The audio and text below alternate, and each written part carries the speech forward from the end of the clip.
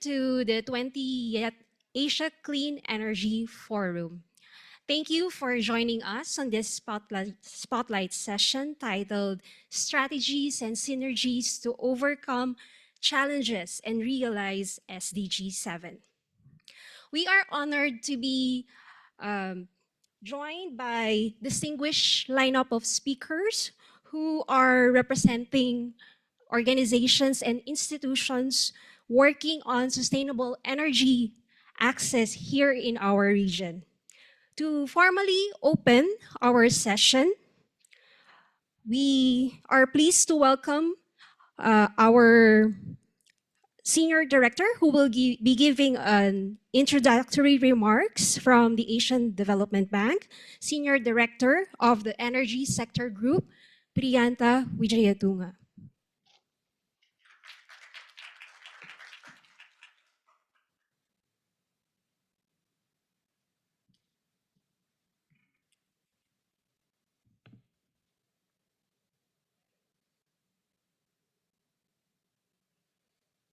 I have to make sure the phone is silent. Yes. Usually it doesn't ring, but these days so many people trying to have set up bilateral meetings and so on. So good morning to all of you once again from Energy Sector Office. Distinguished guests, colleagues, and partners, it is my pleasure to welcome you to this important spotlight session on strategies and synergies to overcome challenges and realize SDG7 at our 20th flagship Asia Clean Energy Forum. Today's discussion centers on a goal that lies at the heart of sustainable development, ensuring access to affordable, reliable, sustainable, and modern energy for all.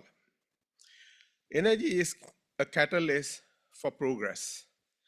It powers education, healthcare, and livelihoods. It narrows gender gaps, fosters economic inclusion, and drives community development.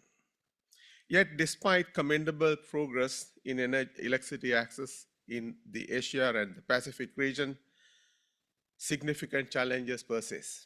If I give you some numbers, the latest, about 63 million people in our region remain without electricity access, and many of them are in remote areas. Hundreds of millions endure unreliable and intermittent supply. The number I used to quote was about 350 million people with unreliable supplies, may not have adequate continuity, voltage, frequency, and that's an issue. Over 900 million lack access to clean fuels and technology, and around 600 million are at risk due to lack of access to cooling, which has become an increasingly an important issue. As you know, as the temperatures rise, cooling has become a very important area to focus on. You can really feel it when you step out of ADB gate during the daytime around noon. And it's extremely hot. And I have been in Manila for the last 17 years. I have myself experienced that increase in temperature. It's unbelievable, unbearable actually now. So cooling has become a very important area of focus. These figures are more than statistics. They represent real lives, real communities, and real opportunities for transformation. This session brings together a diverse group of leaders, innovators, and practitioners all working towards a common goal, achieving SDG7 in the Asia-Pacific region. Together, we will explore what's working in energy access programs, what challenges remain, and what new issues are emerging, and how we can collaborate more effectively to accelerate progress. Asian Development Bank, in partnership with governments, multilateral institutions, and the private sector, has supported a wide range of initiatives over the years, from grid expansion and renewable energy deployment to off-grid and decentralized solutions. As I explained yesterday, half of our investments are on network investments, transmission and distribution. And that's because those are two areas where usually private sector investments cannot be attracted to. And we spend a lot of time on that, but that helps energy access improvements eventually. These efforts have helped bring electricity to over 98% of the region's population. This is a fantastic achievement compared to where we were 10 years ago.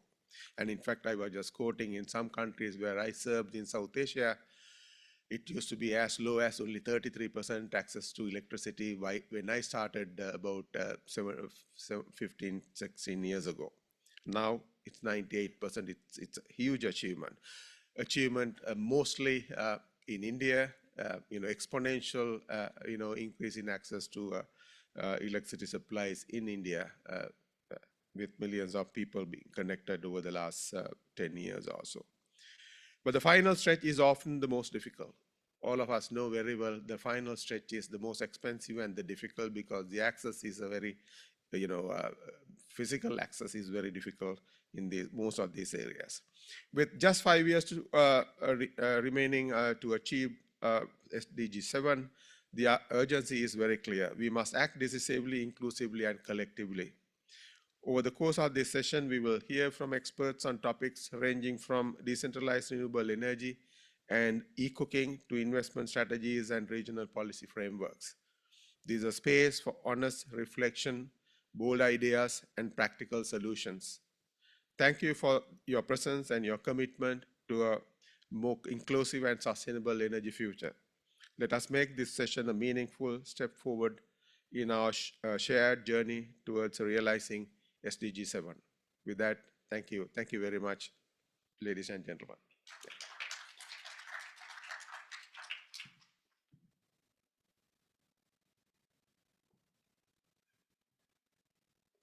Thank you, Priyanta. And now, to set the stage for today's discussion, we are pleased to welcome our keynote speaker. He will speak about accelerating energy access in Asia. And from the Sustainable Energy Association of Singapore, Chairman Edwin Q.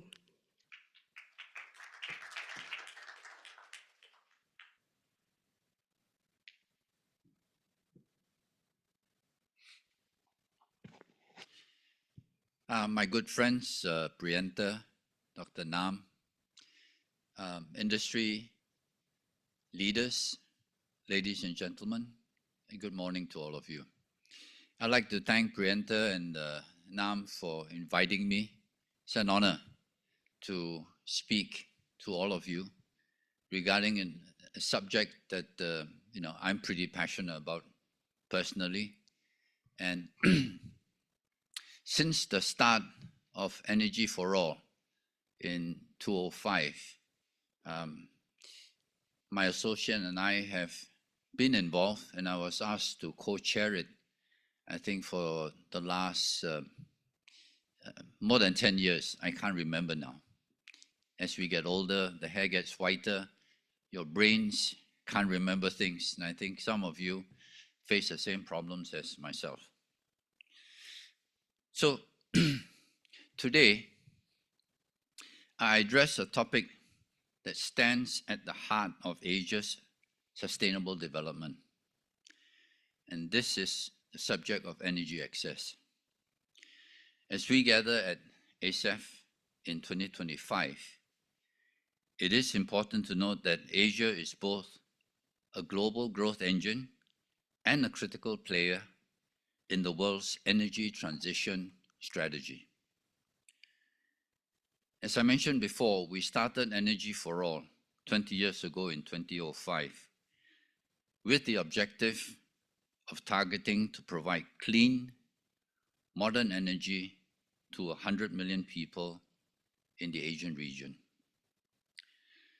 SEAS, or the Sustainable Energy Association of Singapore, along with the Asian Development Bank, or ADB, co-chaired the steering committee with many illustrious colleagues on the committee. Some of them are still tirelessly working on energy access. Some have passed on the baton.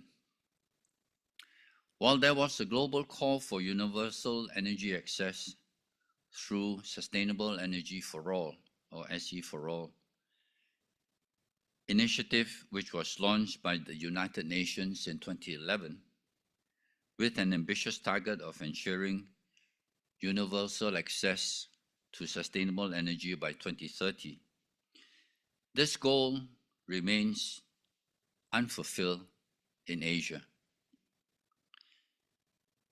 Despite significant progress, also mentioned by Prianta, with nearly 97 or 98% of the region's population having electricity access as of 2023, more than 150 million people in Asia and the Pacific are still completely without electricity for lighting, and hundreds of millions still use traditional biomass, wood, dung, etc., as fuel for cooking. Now, sharing some latest statistics with all of you. Since 2000, the number of people with electricity in Central and South Asia has surged from 60% to 96% in 2020. That's fantastic progress. In Asia and Southeast Asia, access climbed from 92 to 98% over the same period. Despite this progress, more than 350 million people in Asia and the Pacific still have only limited access to electricity, and 150 million remain completely without it. In Southeast Asia, around 95% of households now have electricity, but only 70% have access to clean cooking solutions. Some of the key challenges. So there are still many challenges to be addressed as we move forward towards SDG7's goal of universal access by 2030. Despite progress, the region is unlikely to achieve universal energy access by 2030 without accelerated efforts, especially for clean cooking in low-income countries. Here are some of the key issues. Infrastructure gaps. Many rural and remote areas lack reliable grids, and this uneven infrastructure hampers the scalability of renewables and its access.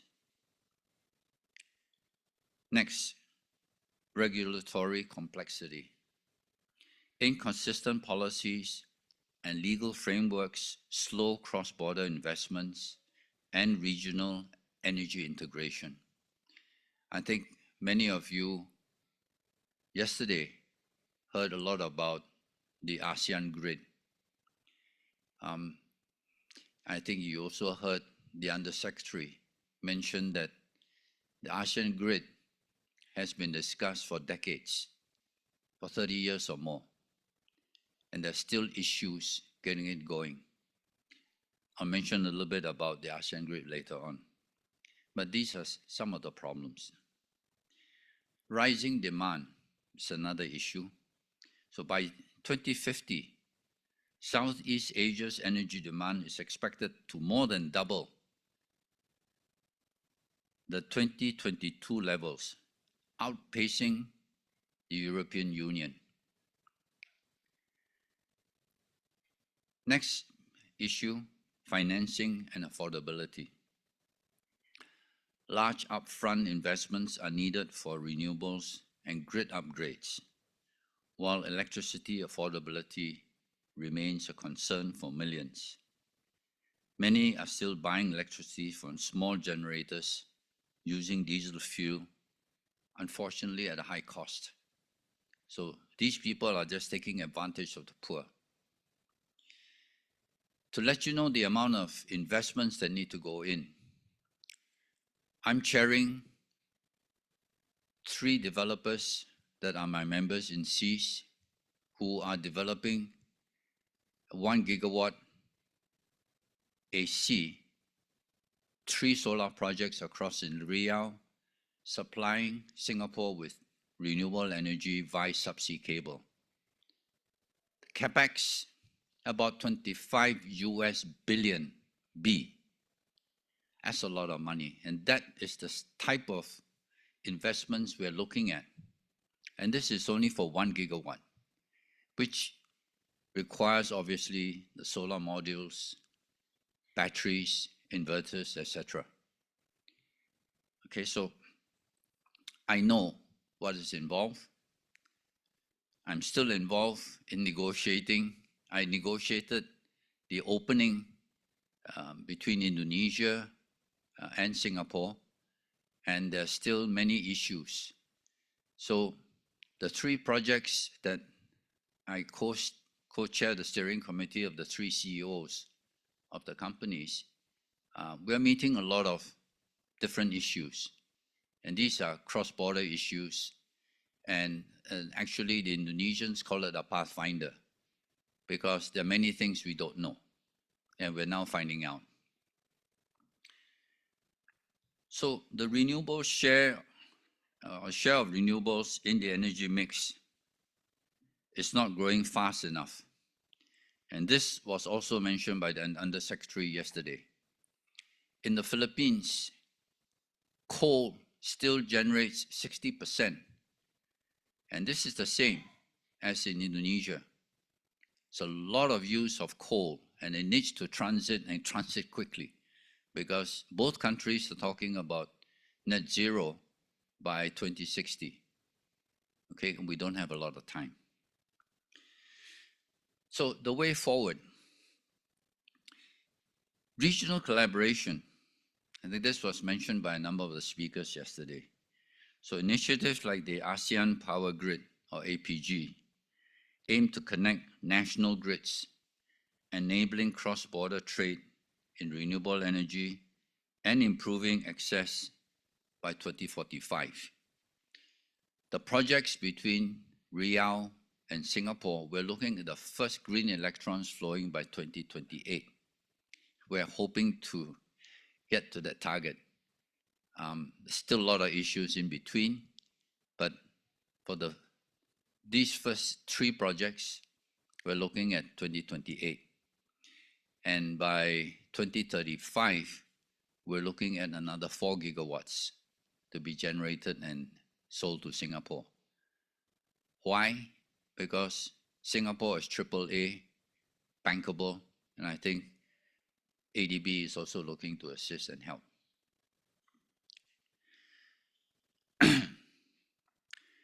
So ASEAN governments need to finalize quickly the updated APG MOU, ASEAN Power Grid MOU, which actually expired last year in 2024.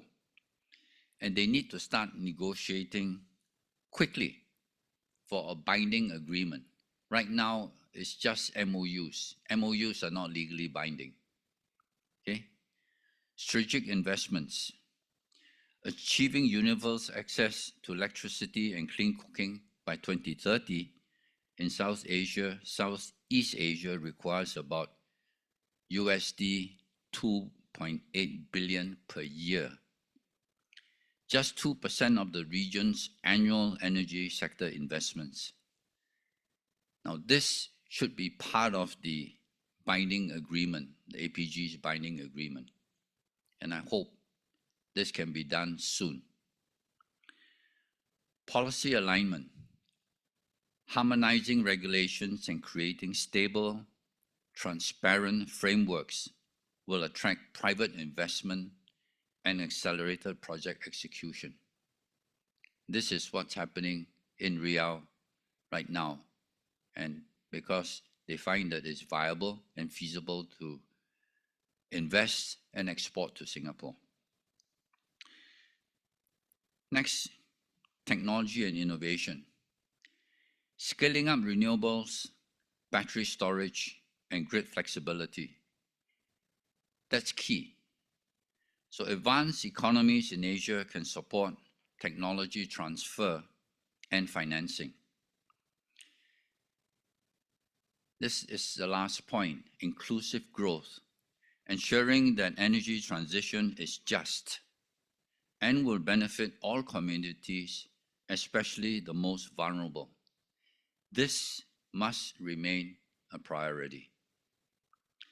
So in conclusion, Asia's energy future hinges on bold collaboration, targeted investments, and a shared commitment to both sustainability and equity.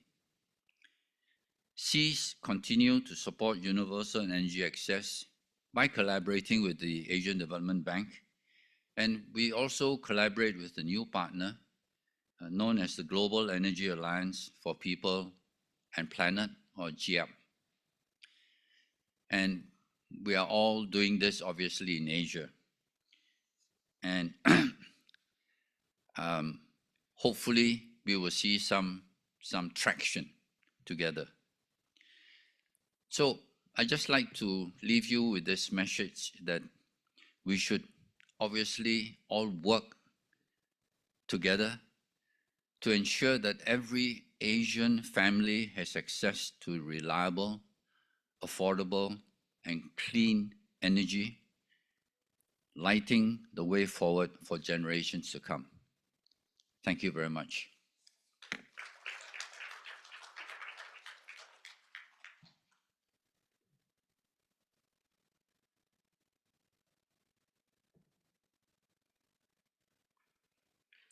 Indeed, we don't have much time, so thank you so much to Mr. Q for sharing with us his stories and for inspiring us to continue accelerating energy access in the region.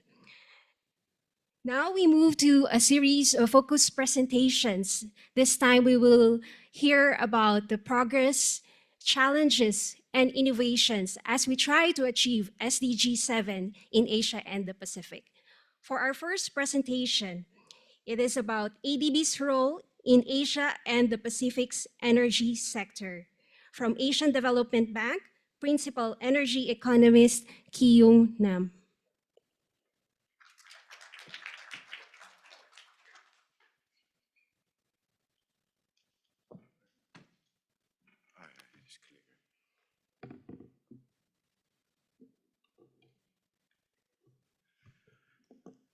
It is ADB, and then I always forget whether I have a screen or monitor here or not. I just still don't know. I'm organizing this more than almost 10 years of the ASEF, but it's not. So here, it was a great opening speech from Edwin. I mean, our long, his I'm also not that young, but the thing is, he's old friend, and he was a co-chairing, but practically he was chairing actually he was the pioneer of the Energy for All initiative that we adopted at ADB together with Erwin, with the CIS, in 2008, actually. That was the kind of Energy for All initiative that ADB did, and then it was moving to this, kind of Asia Pacific regional hub, under the SA for All now. The Japanese there, she's going to do the presentation later on. So what I'll try to do here is that, given he touched upon all aspects, which is, part of that one that where ADB is involved in this sense. I would like to just to highlight what we do in the energy sector. In particular, now we have this norm, which is the new operation model. So there was a little bit of not a little bit, but there was a restructuring. So under the pre-ANTA, that all the energy sector before, now is all the operations as well as knowledge part is together. So I would like to just to share from the perspective of the energy access, how we operate in the ADB, in the energy sector.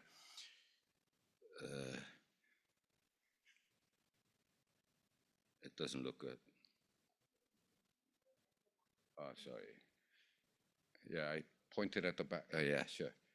Is it correct? Well, it doesn't look.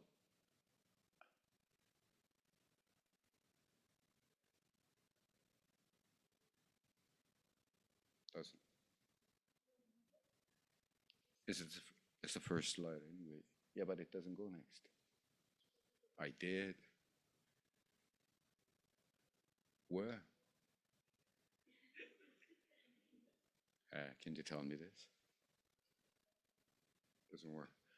Please. Yeah, well, sorry about that, but without this, could you check that and then maybe it doesn't work. But we need it anyway. Battery. So anyway, in ADB, roughly, just to talk about that, this year is that in 2024, we are normally coming out with between 2 to 3.5 billion per year. Our operations in the energy sector grew, and which is roughly ranging from 16 to 20% that we do. Is this moving now? Okay.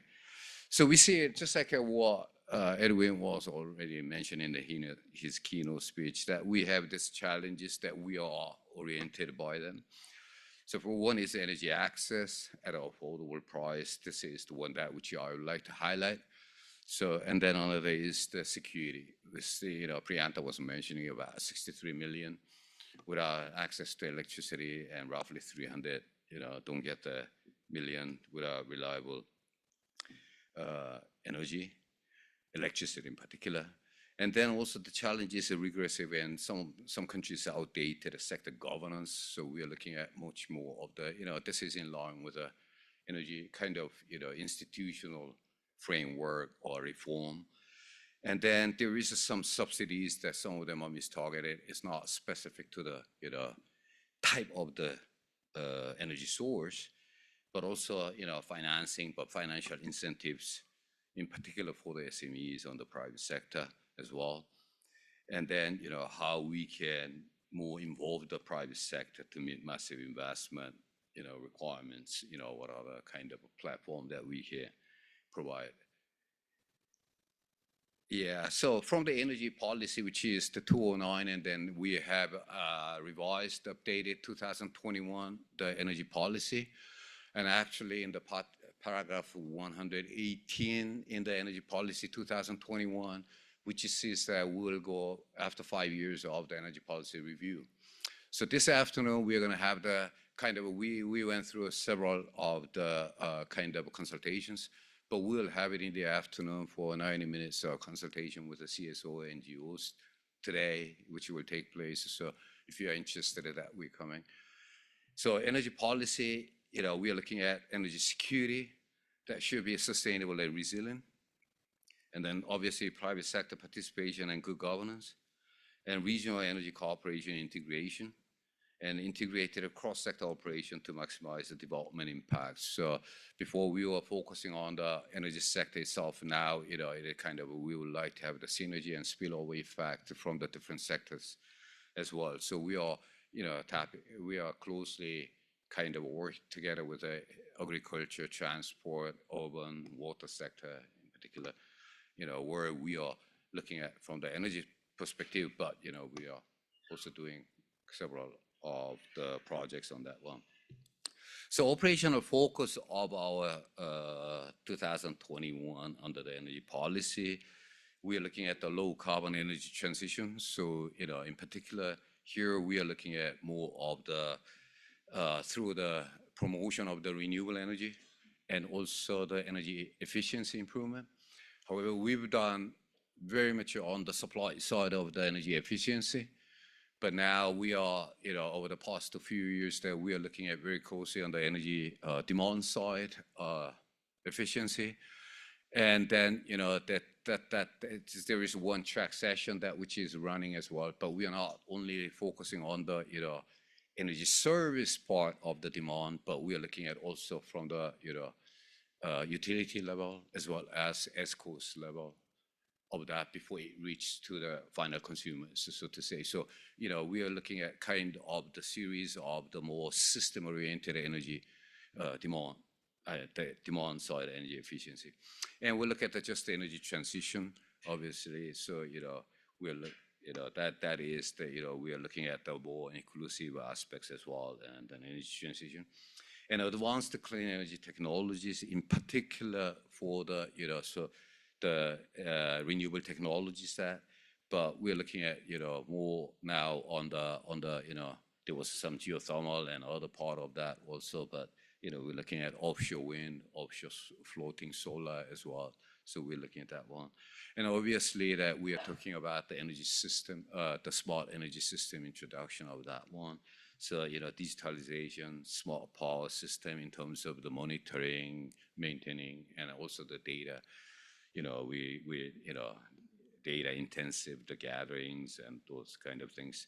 And then most important thing is that we try to leverage everything in the commercial financing. So we are putting pretty much on the leverage ratio, not only from the energy sectors that I mentioned about the 3.5 billion, but we have also trust fund, which we are also administrating.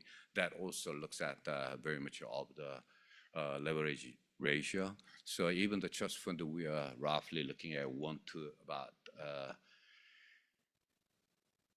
34, I think about 1 to 34. And this year it went down a little bit. I mean, last year it went down, but we're looking at the commercial financing.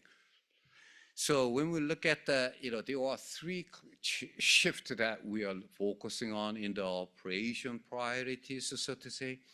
One is the climate change shift, still because, this is the energy transition initiative, which I think Edwin also mentioned that, in the beginning, we started with everything with Energy for All initiative, and then now shifted to the energy transition shift. We are still keeping that one.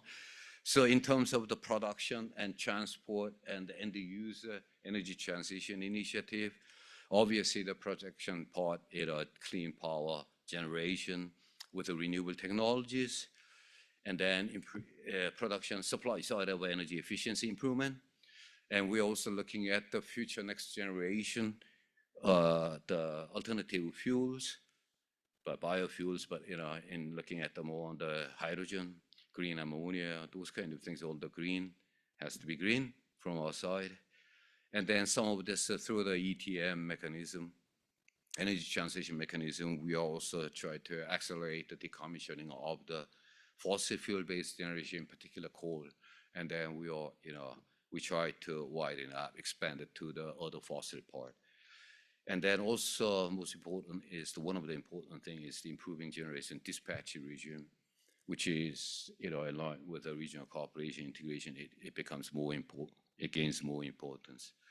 And obviously for the transportation that we're looking at the power transmission and distribution, efficiency improvements. So, mostly they are focused on the technical loss, but overall, we are looking at the system loss reduction, including part of the commercial loss as well.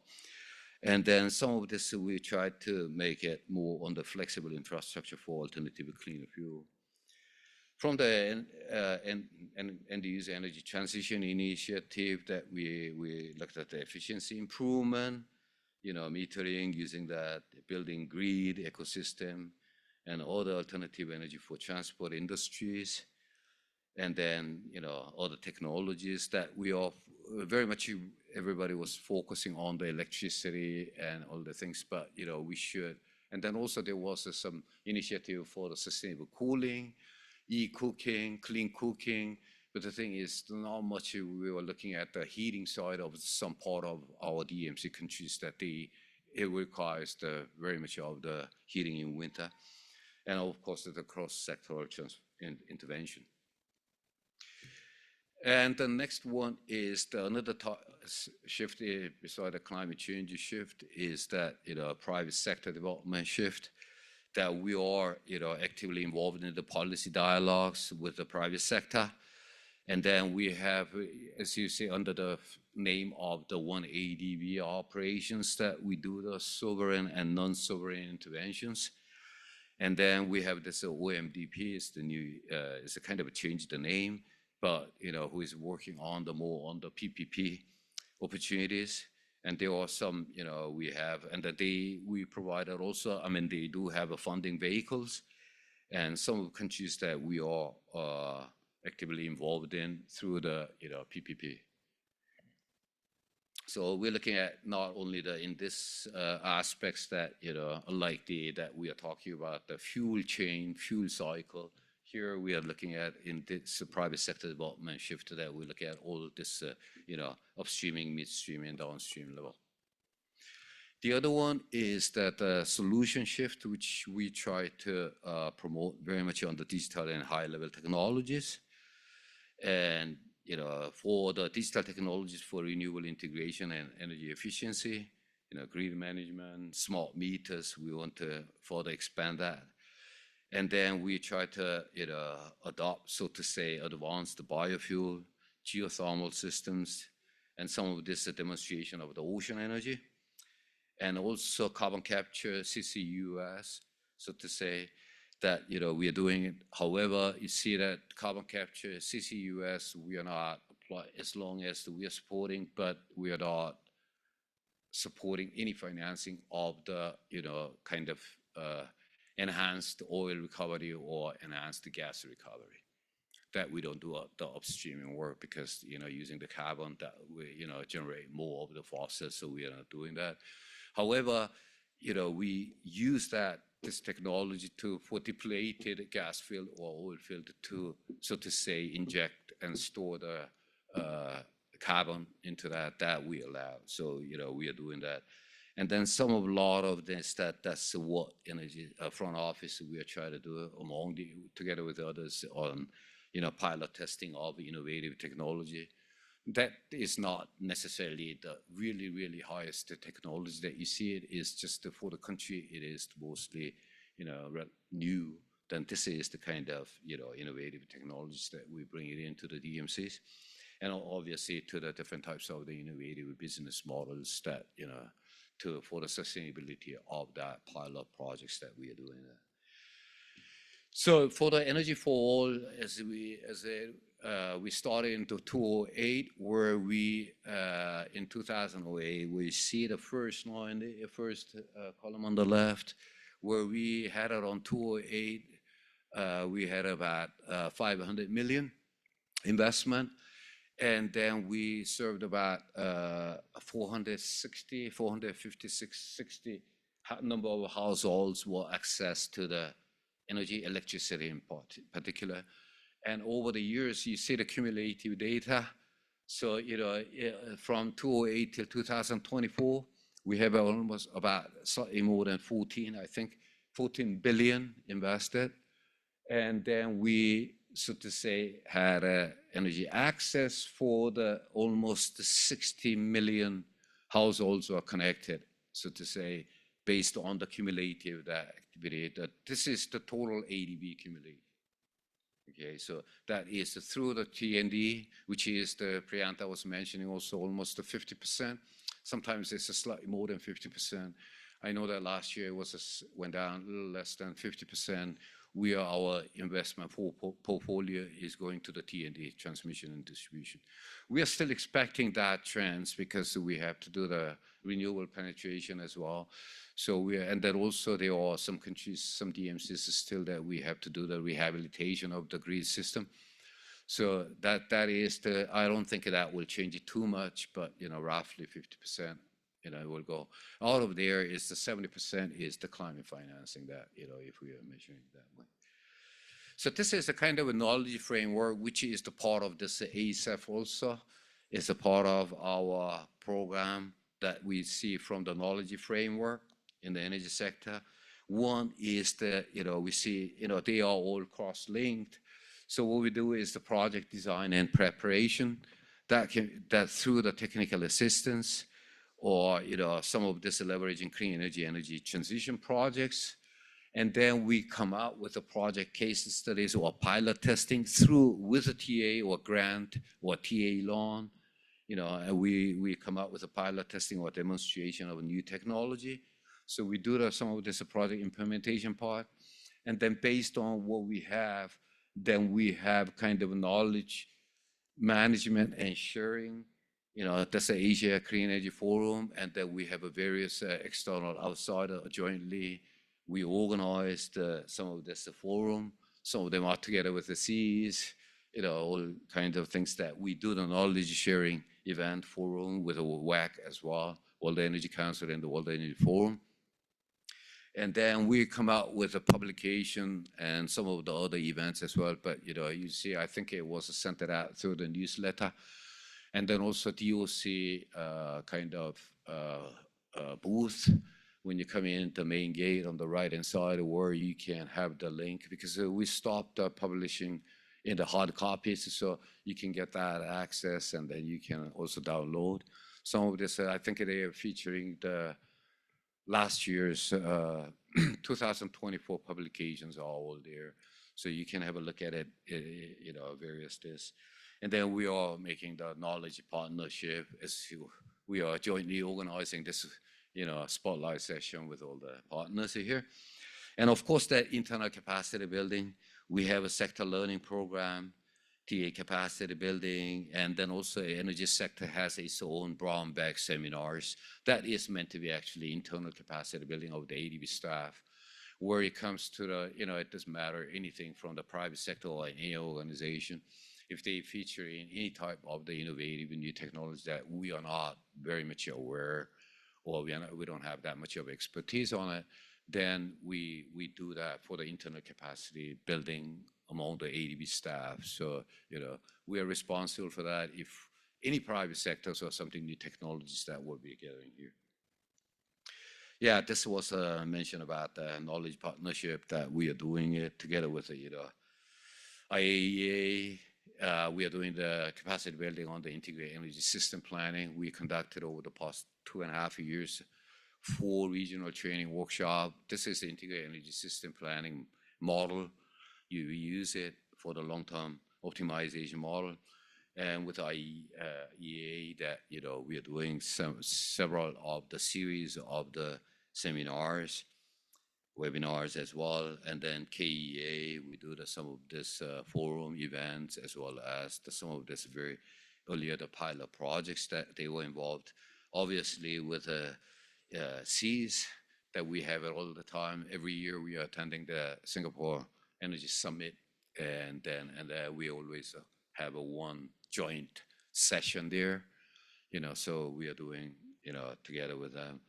And then SE4, obviously, that we are doing. And then UNSCAP is our long partner. I mean, with the Hong Peng, I think I know him for more than about 10 years that we are a good partner.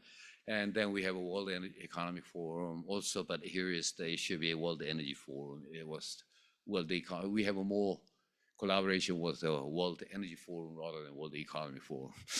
So that's, and then some of these ministries that we have a bilateral agreement, So these are the knowledge partnerships that we do. So I will stop here. So this is what ADB does.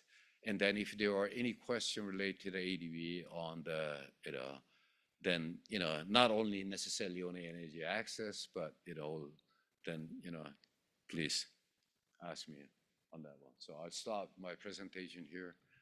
Turn over to the next. Thank you.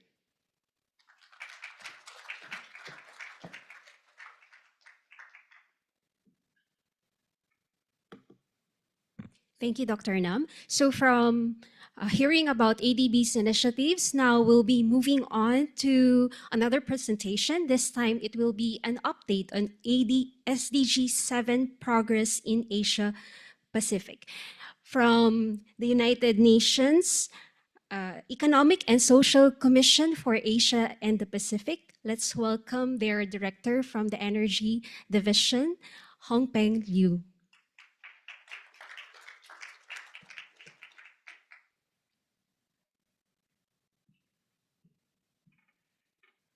Thank you. So I thank Dr. Nam and also Priyanka for the invitation to join you for ASAP. This is a kind of a regular exercise we always join. And also thank you for invitation to share with you about the SDG7 progress. I think for the previous speakers like Priyanka, Mr. Chu, and Dr. Nam, they shared the overview about the current energy sector's development, especially those ADB supported the energy transition in Asia Pacific. I think ADB plays a very important role And we're happy to work together. As Dr. Nam mentioned, jointly the partnership for last 10 years. But I think we worked more than 10 years together with ADB. And for SDG7, as you know, the SDGs was adopted as Agenda 2030 in 2015 at the United Nations General Assembly. This was really the overarching sustainable development program. There were 17 sustainable development goals, and the SDG 7 is dedicated goal for energy. So from SCAP side, we are part of the UN energy members together with SE4, with the IEA, and also a number of UN agencies. We do this review of SDG 7 together. Also, I think ADB, we jointly organize different sessions to review the progress. It's not easy. If you look at, for SDG 7, there are 3 targets, and with the indicators. The totally 17 SDGs, there are 169 indicators. Data is always an issue. So I just want to say this in front. Some of the data we use probably is based on the different channel. But most of our data will come from this SDG 7 custodians, which is comprised of IEA, IRENA, and the UN statistics, and the World Bank, WHO. So all these organizations just compile annual data and to update the development of Sustainable Development Goal 7. So I just want to come up with what SCAP is. We are the regional commission, one of the 5 regional commissions from the United Nations based in Bangkok. And we have 53 members and 9 associate members. We covered 85% of the world population, and also the over 50 of the energy consumption demand, and around 60% of greenhouse gas related to energy emissions. If you see yesterday, there was also information about this during the discussion. So as I mentioned, the SDG 7 target aims to ensure the universal access to affordable, reliable, sustainable, and modern energy for all by 2030. So this is really the overall goal for SDG 7. And we are just 5 years to go. So in Asia Pacific, I think the progress was tangible. As Dr. Nam also mentioned for last decade, we really support or elevate hundreds, thousands, or millions people from energy poverty. If you look at later, I'll share the details about access to electricity and also renewable energy and energy efficiency. But at the same time, overall, as Dr. Nam also mentioned, it's a big gap. For 5 years, this is really challenging to achieve universal access by 2030. So this is access to electricity. If you compare 2010 and 2023, so we really did very well. Now it's almost 99% of the population in Asian Pacific access to electricity. And we expect by 2027, 100% access to electricity, no matter it's access to national grid or decentralized system. But that's a great achievement. And you look at those high deficit countries, it's mainly the developing countries and also the remote areas. We really see the last miles. It's a very big challenge to achieve 100%. At the same time, if you see the disparities from urban and rural. So urban, almost 100%. And the rural, still, there's a need to catch up. That's also the most difficult part. And we need to have extra kind of effort to support this electricity access. That's a different kind of options or different kind of ways to achieve this electricity access. As I mentioned, the grid extension. That's probably the government's role to how you just work together with the private sector, with the power companies to extend your national grid to cover as much as possible the populations. And at the same time, the off-grid. I think off-grid solutions could be most critical to achieve universal access. There are also good examples in different countries, but still, lack of financing for this could be the most challenging part, because it's decentralized. It's always scattered in different individual and rural households. That's financially the return of this investment could be very minimal. But how this could be supported, I think really need the innovative mechanism, especially for the investment for the financing part. And also the transition to renewable energy to increase the affordability. Although we see the declines of the cost of technologies for wind and solar, that's for last 2 decades, you see all the decline of the cost of these technologies. But still at the same time, it really, compared to the conventional energy, that's still need the reliability and affordability part. At the same time, the engagement of the women part, the gender parity, and how this will benefit to the women and the children during this energy access. Now, another big challenge, that's why I said the challenge to achieve universal access is really clean cooking. So until now, we have less than 80% of the population to access clean fuels. Even in those emerging economies like China, India, for this clean cooking and heating in the rural areas, that's a big challenge. Still, when we say clean cooking, it's mainly the fuels. You look at the fuels, the solid fuels like traditional biomass, coal. That's a main kind of cooking fuels now in those areas. But when we say clean cooking fuels, it's a shift to electricity and to gas and LPGs. That is something we see, access to clean cooking.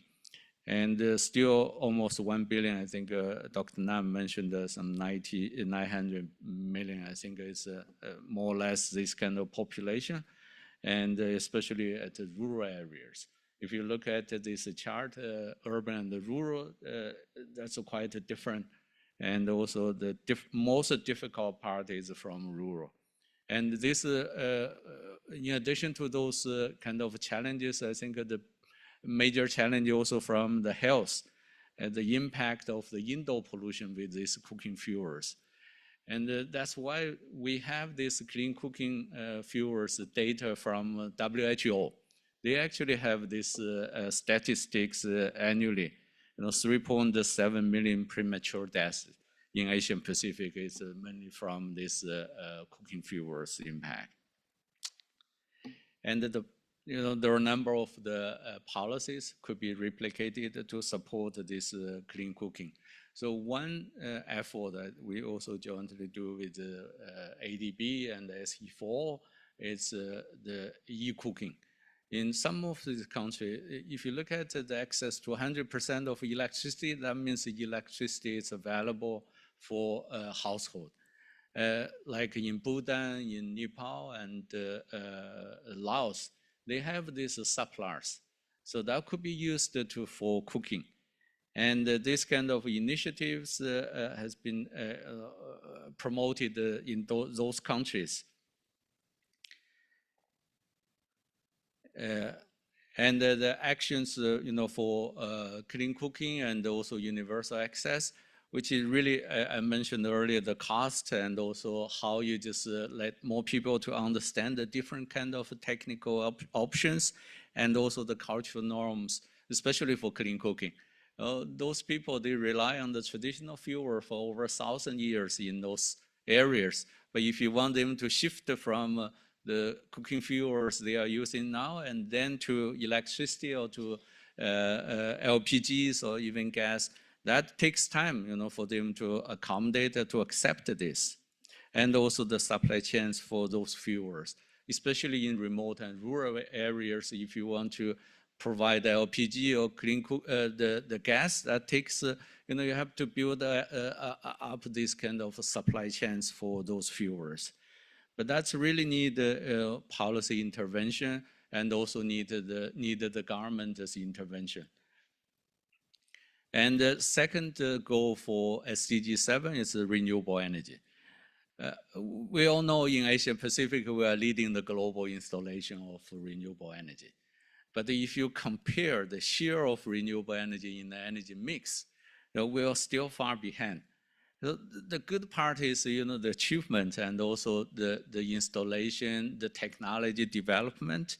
If you look at China is leading the global one, and also it's really contribute to energy sector and from the renewable energy capacity.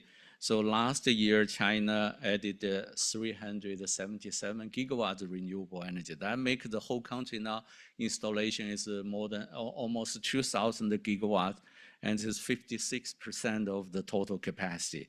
India also did quite well. They have a very clear idea target. And also for small island in the Pacific, some of those countries already set up 100% of renewable energy target by 2030. But if you see the share of renewables in the total primary energy consumption in Asia Pacific for up to 2022, I think we're updating the data, but still it's less than the modern renewable energy is around 10, 11, and 12% in the total energy mix. But the total renewable energy is even declining than 2000. That's because a lot of traditional biomass was abundant, shifted to fossil fuels, and at the same time, the urbanization and also the increase of the population, the demand going up rapidly compared to those increase of renewables. And in particular, if you see the per capita installed capacity, if you compare Europe and North America, Latin America, and the Asia Pacific is far behind for those in terms of the per capita installation. And also by sub-region, we have the Pacific, East and Northeast Asia, North and Central Asia, Southeast Asia, South and Southwest Asia. You see the Pacific is actually taken much higher in the per capita installation. And then after that is Northeast Asia, but South and Southwest Asia, it's still in a very low kind of per capita installation. For energy efficiency, it's another big challenge. We achieved a lot for last 2 decades, but the intensity decrease is slowed down now. We have only 0.9% annual improvement from 2000 to 2022. Of course, there's also the issue of COVID impact, and also the progress slowed down, the economic growth slowed down. But the current target, if we achieve universal access, if we achieve 2030 agenda for SDG7, we have to set up the target for 4% annual decrease of this energy intensity.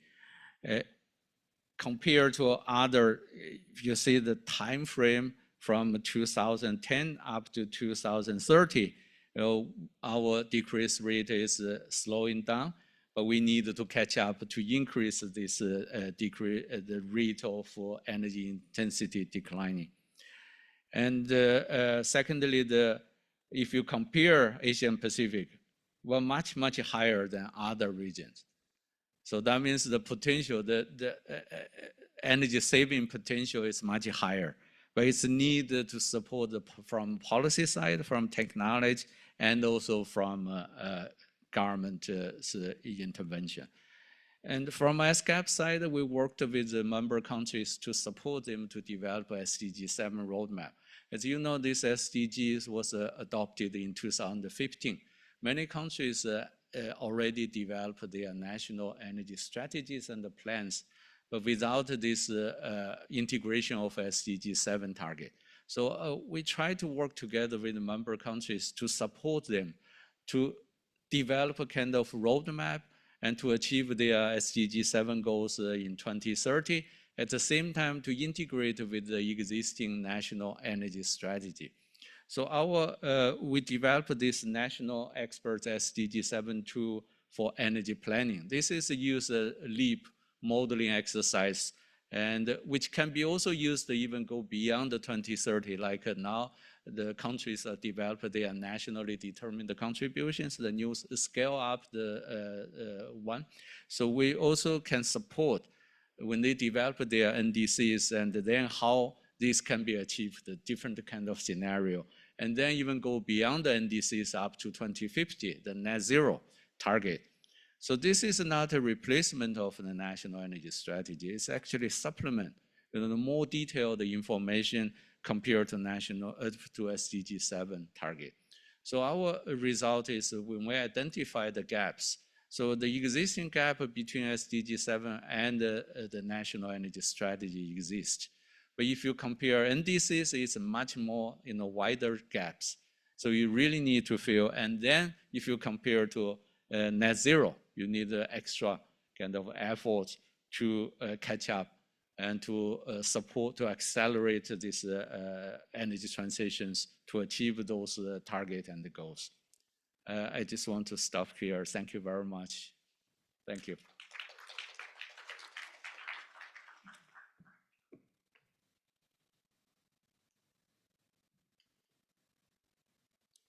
Thank you, Director Liu, for sharing with us update on the SDG7 progress in the region. Indeed, we noted that we have tangible progress, but at the same time, we have many more challenges, and this includes the last mile access to energy and also access to clean cooking and cooling as well. And we'll be hearing more about this in the succeeding presentations. For our next presentation, our speaker will talk about advancing SDG7 through powering healthcare, supporting clean cooking and sustainable cooling. From the Sustainable Energy for All, our Regional Director for Asia, let's welcome Jacqueline Lam.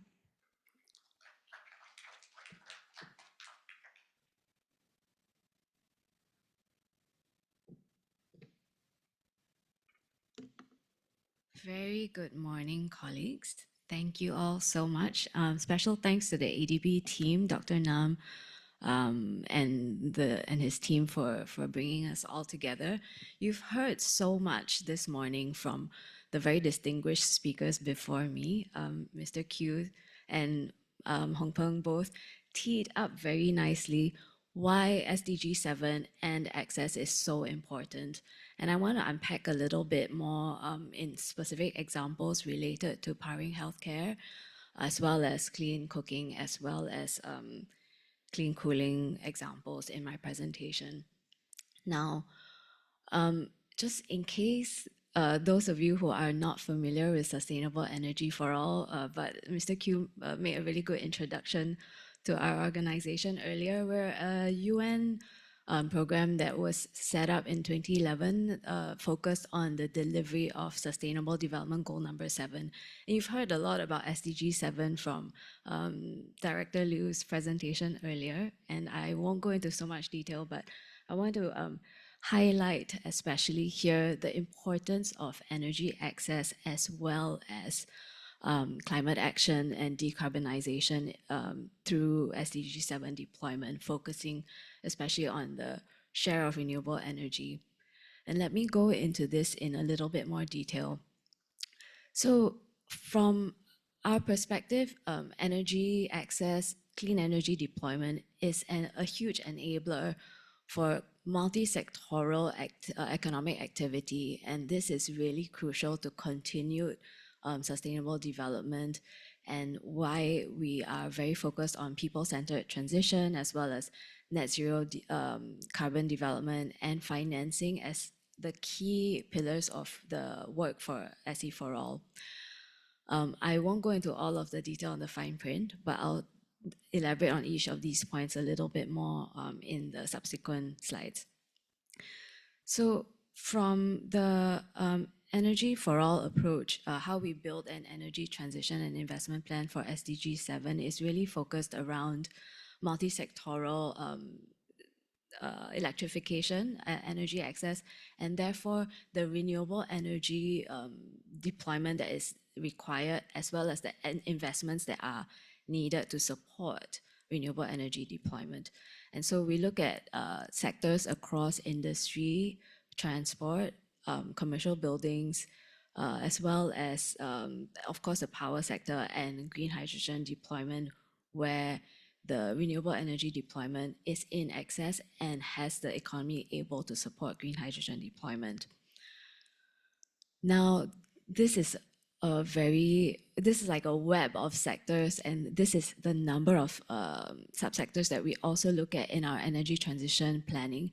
And this just gives us a snapshot of the productive use that renewable energy and SDG7 can support, and the reliance of having a whole of economy approach in looking at energy transition planning, and why it's so crucial that the energy sector is really seen as an enabler and the starting point for planning economic expansion, and has to be energy power infrastructure expansion needs to be planned in parallel with expansion of economic sector and industry development. So here we showcase a few of the energy transition sector and investment plans. We've done a significant number of these for jurisdictions in Africa. In March of this year, we launched our energy transition and investment plan for Barbados, which has now generated a lot of interest in archipelagic and small island developing states for energy transition and investment planning, given their inability to scale, inherent inability to scale, and therefore financing challenges, and looking at innovative ways for them to access financing through aggregation of demand through comprehensive multi-sectoral energy transition planning. Now, the Barbados Energy Transition Plan really looks at some of the key emission sectors, which are, of course, the power sector, which powers the significant tourism economy that exists in Barbados, as well as the transport sector, which has significant electrification targets by the Barbadian government. And so there have been identification through some of these decarbonization and electrification process of decarbonization of the power grid, as well as electrification of transport, with an estimation of 19 billion Bajan dollars of investment between 2020 to 2040 to enable the multi-sectoral decarbonization and renewable energy deployment. Now, the integrated energy planning process really supports the clean cooking deployment, and this is why it's so important to look at some of these productive users that support continued socioeconomic development in Asia and the Pacific. As we already heard from Dr. Liu, we know, for example, that SDG7, some of the metrics for progress are not on track. While in the region, we've seen significant growth in access. We're looking at 92 to 98% energy access in Asia Pacific. The question still remains how we look at access and what level of access will then enable productive use. Now, in order for energy to really enable food security, as well as clean cooking, as well as clean cooling, we are looking at least tier 3 level of access, of which we kind of see, we don't have specific data to speak to what tier 3 of access numbers rates look like. But we know, for example, that in high-risk populations, while there's only 63 million that don't have access to power.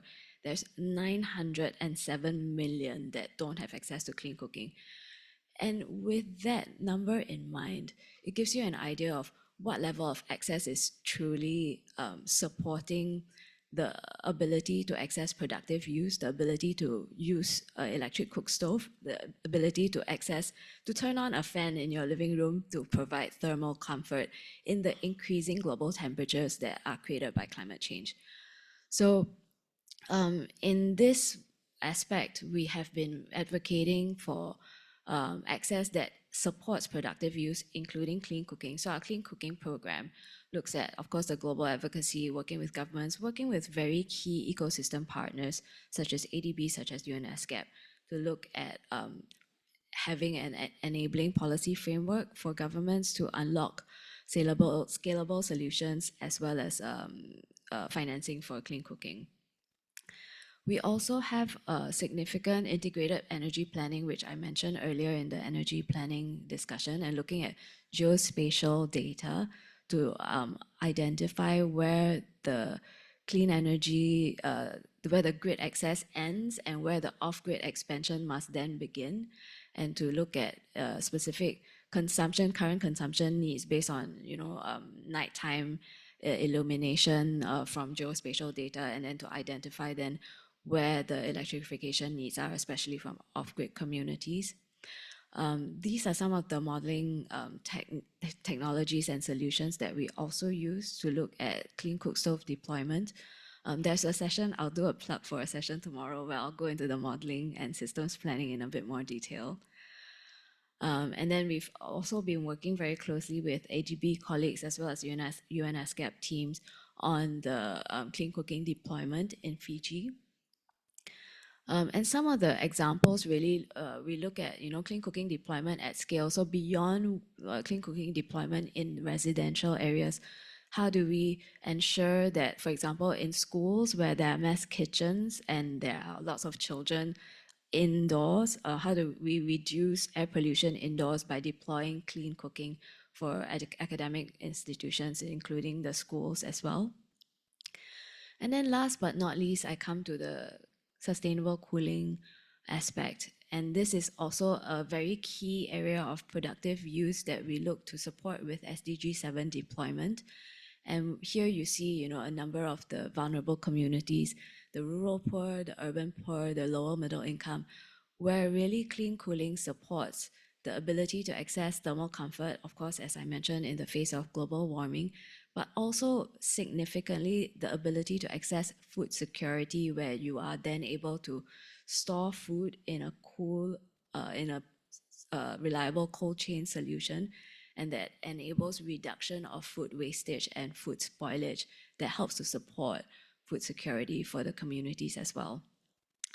So again, with sustainable cooling solutions, we are working very closely with partners in global alliances, as well as many partners in the room, looking at global advocacy as well as solution deployment. And then last but definitely not least, supporting business development case for financing deployment with the clean cooling solutions as well. So here are some of the examples. We facilitate, of course, the UN Global Clean Cooling Pledge, which is alongside a number of the UN Energy Compacts that we also support the implementation of. And then through the Clean Cooling Pledge, where the over 60 countries that have pledged this are able to then access the analytics as well as the capacity building and financial facilitation of financing towards clean cooling initiatives and activities deployment in these jurisdictions, as well as our chilling prospects report, which we put out regularly to track also the progress of the access of clean cooling technologies by high risk and vulnerable countries to climate change. And with that, I want to thank you all for your attention, and I'm looking forward to the robust discussion at the Q&A session. Thank you very much.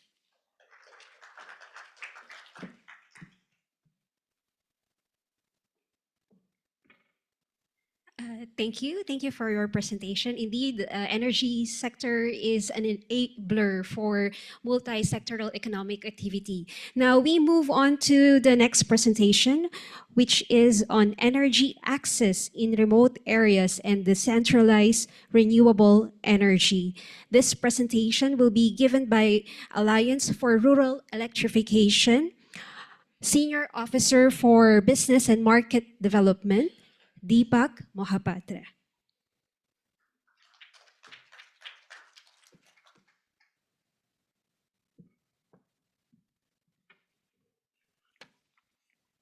Good morning, everyone. Distinguished guests, dear colleagues and intellectuals present in the room. It's my honor to be sharing the room with you, with the intellectuals, with the credible work that we have been doing in the space of energy access and clean energy transition. My name is Deepak Mohapatra. I'm the Senior Officer, Business and Market Development at the Alliance for Rural Electrification. Well, I would assume that many of you would not know who ARE is, but by the end of the presentation, I would hope that we will have a better understanding about who we are and what we do. I would like to draw your attention to the slide that you're seeing. It's a very nice satellite image where we can see a very well-lit northern hemisphere. And on the southern side of things, we can see how it's not as lit as the northern hemisphere. And pretty much the answer is clear why it is so, and I guess one of the major reasons why we have all gathered here. Putting things into global perspective, we heard that around 63 million people in the Asian region do not have access to electricity, and when we put things in grand scheme, we see that around 685 million people around the world who do not have access to electricity. And when we flip the coin, there are 1.5 billion people around in the world who do not have access to reliable electricity. In terms of new connections, what we estimate based on the surveys and so on are about 55% of new connections are estimated to be reached out by the decentralized renewable energy DRE solutions. And for that, we would need around 35 billion USD of annual investment if we are to achieve these targets, which are, well, funnily enough, 5 years left to achieve, but we are not on track. Why so? We will see in the next slide. This is a very quick snapshot of where we stand in terms of global electrification. As we can see, in the indicator shows the electricity access rate and the units of population that thereof. In sub-Saharan Africa, parts of Latin America and Caribbean, and parts of Asia, where we have seen that this the lack of access remains, as we saw in the satellite image. However, we see a very good progress, as the speakers before me have pointed out very discreetly, that we have done tangible efforts and we have seen the results. However, where we stand is a race against the time, where the demand for energy is rising with the development with technology and the different advancement that we see. The consumption is rising as well along with the population. Hence, we have to not only win the race against the time, but also match the supply as per the demand. The graph on the right side shows consistent downward trend, and that is a very good testimony of the last 20 years of progress. We can see that on the left side, on the x-axis, the amount of population in millions, and the timeline where we have reached the access targets. However, despite these promising results, we still have a long and arduous road to cover in order to achieve the targets. And in doing so, there are exemplary accomplishments by countries like Bangladesh and Vietnam that we have seen. Based on one of the estimates and what we have seen as a result, it takes around roughly 25 years of time to reach an energy access rate from 20% to 80%. And usually the last 20% is the last mile electrification is the challenge that we have seen also being presented during the last by the last speakers. On the left side, we are looking at a graph which shows the trend that we are, let's say, projecting in terms of what will happen when we will reach 2030. Around 550 million people will still be deprived of electricity, which is a matter of great concern. And seeing that, we need to definitely come together as an ecosystem to work together in order to achieve those targets in a more sustainable way, so that we can ensure that the efforts are standing and they are long-term sustainable in a way that the longevity of the projects and the interventions go on. Asia has shown a great amount of success, and on the right side, we are seeing some good examples in terms of electrification rates. I will not go deep into the facts and figures because the speakers before me have already done so. Now, in order to tackle this overall global electrification or energy access as a target, ARE was founded in the year 2006. Since last 19 years, we have a very solid track record of working together with private sector as well as public sector. Little did the founders know when they were naming ARE as the Alliance for Rural Electrification that in 20 years' time, we will still be in fashion and there will still be platforms like ASEF taking place where we will talk about energy access in the remote and rural regions. I would like to draw your attention to also a funny anecdote that with all these technological advancement, we are talking about colonizing Mars, artificial intelligence. I myself have participated in hackathons where we would design energy system for producing electricity in Mars, whereas around 685 million people in our own planet are deprived of electricity. So I guess we need to get our priorities straight. That would be the message. ARE is working to expand on sustainable electricity access. In doing so, create income generation opportunities where it matters the most at a local level, and respond to the climate change targets across Africa, Asia, and Latin America and the Caribbean.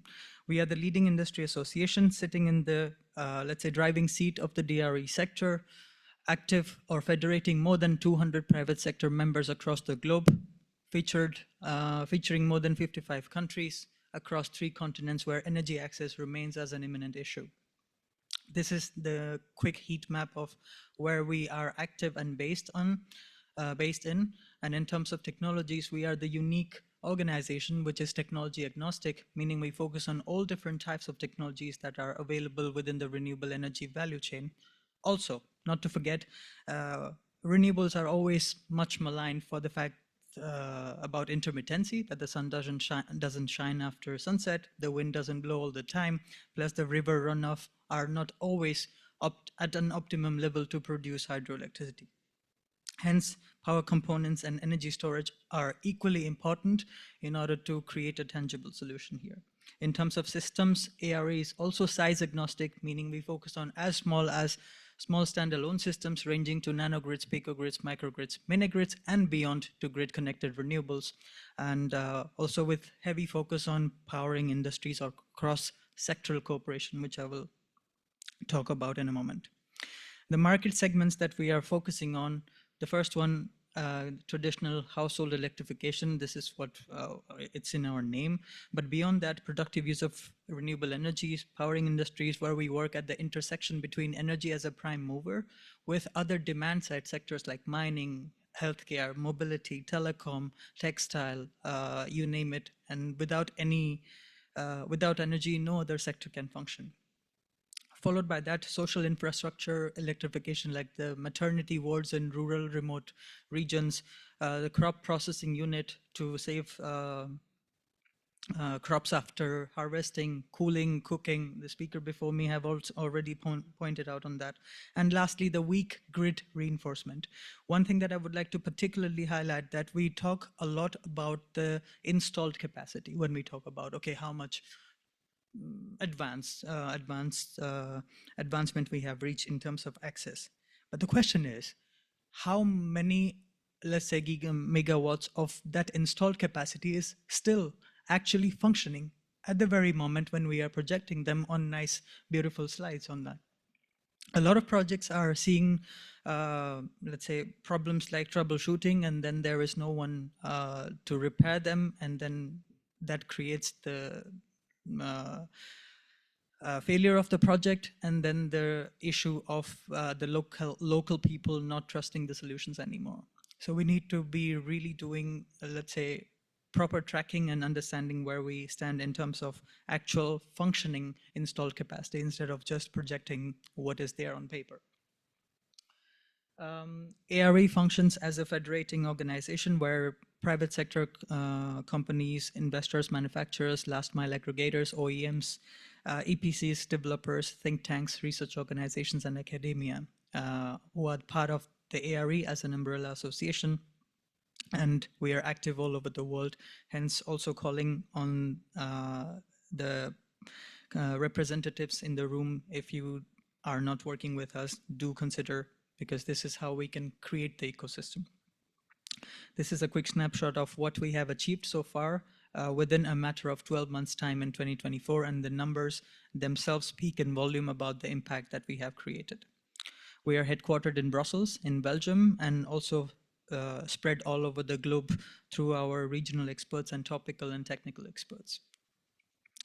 In terms of membership services, how we provide support to the private sector members are fourfold. We provide direct membership services such as business and market development support, capacity building support, where we have segregated into two streamline on access to finance related training opportunities, and then on the other hand, access to engineering, procurement, and technology related training opportunities.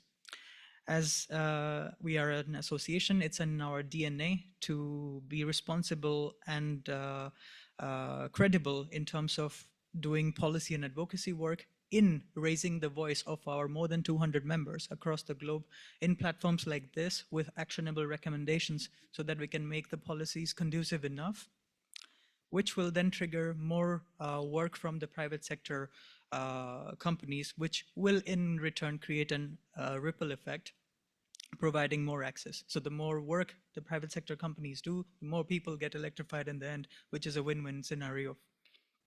And lastly, communications and marketing services. And this is a bit frugal, but important enough that not much is being done, or let's say, to promote the work of the private sector and in different regions so that we can expand the horizons. And this is something that ARE supports in. Coming to the subject matter, we have heard a lot about the success stories in Asia and Pacific, and these are some notable programs where we saw Dr. Nam presenting the Energy for All program with the statistics on what has been done since its advent. India has been also pioneering with its Saubhagya scheme starting in 2017, achieving a great deal of energy universal household electrification. Similarly, in Myanmar with National Electrification Project, Bangladesh has been also a very good example, also not to forget the country where we are standing in, Household Electrification Plan in the Philippines. I do have a slide about all the potential, all the challenges and the potential solutions that ARE would like to bring into the picture. However, in the interest of time, I see the clock is ticking right here. I would like to dive deep into it when we will go into the panel discussion.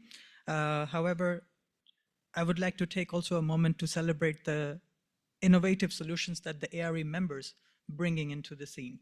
And a lot of them would be interesting for the audience to see. Drawing your attention to the airborne wind technology, which is one of the new technologies in the market these days. And one of our members, Sky Sales, is doing the work where we harness the wind, which are as high as 750 meters up. In high altitudes, we see a very strong and stable wind where we can harness that power, which is clean. It doesn't take much in terms of civil works and installations, and create energy and then store them for applications in remote and rural areas. Green hydrogen has also provided us a promising alternative for energy storage. And one of our members, H2 Energy, hailing from Malaysia, has done commendable work where the complete transition from diesel based energy system to a renewable based energy system where hydrogen system are being used for energy storage. Coming to microhydro, one of our members, Turbulent, has been one of the pioneers in this space where the usage of vortex turbines are playing a big role where we have, let's say, low head river runoff to harness the power of the water and providing power to the vicinity in the locality where the people are. And this is a very good example from a school in Bali. And surprisingly, the school is a green school where they adopted the solution here in this case, which was clean and green as well as affordable. Coming to the digitalization, which has also been one of the prime recommendation by one of the speakers, using satellite technology to do the tracking and survey of the places where reaching there are geographically and economically challenging would come in handy with GIS mapping and so on, helping us not only to do the pre-feasibility and feasibility analysis, but also post-project in collection of intelligence of how well the project is running and how in terms of socioeconomic development, because with the advent of energy, what we have seen is usually people become more energy aware by getting more gadgets, televisions, and refrigerators, etc., which also trigger socioeconomic development and community scale up around that, which is also helpful. Then one of the speakers also mentioned, which is also close to our heart, is community engagement. If we are to ensure a project running for long and running for good, we need to involve the community from the very get-go so that there is an adoption of that infrastructure. There is the gap of this infrastructure can be filled, and there would be a sense of ownership by the local people saying that, okay, this is our system, and if we are to receive the let's enjoy the electricity after sunset, we are responsible enough to ensure the upkeep of the system. One of our members, Comet, has developed a role-playing software where we can play many scenarios of how to see the mini-grid system will operate, test different tariff systems and payment systems, and it's basically designed to educate and engage the different communities, whereby we can see how we can make sure that the community is well involved in different stages of the project. Coming to the biomass, I do not have an active example of any ARE member in Asia for that. So let's fly to Africa, where we have one of our members in Uganda who is converting the palm kernel husk and rice husk and coffee husk and other agricultural waste, which were just going into the landfill or just being wasted, into energy intensive charcoals, which are being used for meeting their cooking and heating needs. One of our members called ORPC has managed to harness the river currents in order to use cross turbines and collect those collect the energy in an onshore electronic system, whereby we create let's say, or the provision for energy in off-grid communities. Similar to that, we have also one of our members called Engine, who presented here yesterday, who has developed a very credible solution to harness the power of the waves. And that is also something promising that we can look forward to. In agriculture, solar water pumping for irrigation, for meeting the water needs are equally important. For transport, using off-grid DRE systems, and this is a very good example from Africa, where we see the river transport for fishing, for reaching from place A to B has become much easier and cleaner and greener and affordable through the DRE intervention from our members. Same with tricycles in Zimbabwe, and also cold rooms in Kenya and so on, where we see the crops after harvesting being saved The milk after being collected are not going into waste, and fishes are not also going to waste after the introduction of the different ice units where we can save and send it for market use. Similarly, last slide is the household biogas digester.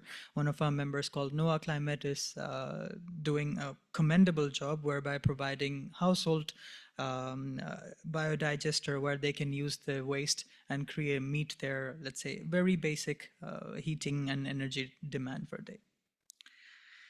So that would conclude my presentation. Well, at least at this point, we are aware of who ARE is, what we do, and how we do it, along with identifying and celebrating the success stories of our members, which are scalable across regions despite where they are originating from. And this is something that I would like to understand more from the members or from the audience. If you would like to learn more or want to establish cooperation, this is the time, because we need to build the ecosystem, and we have around 5 years to achieve the common target of universal electrification. With that, thank you, and see you in the panel discussion.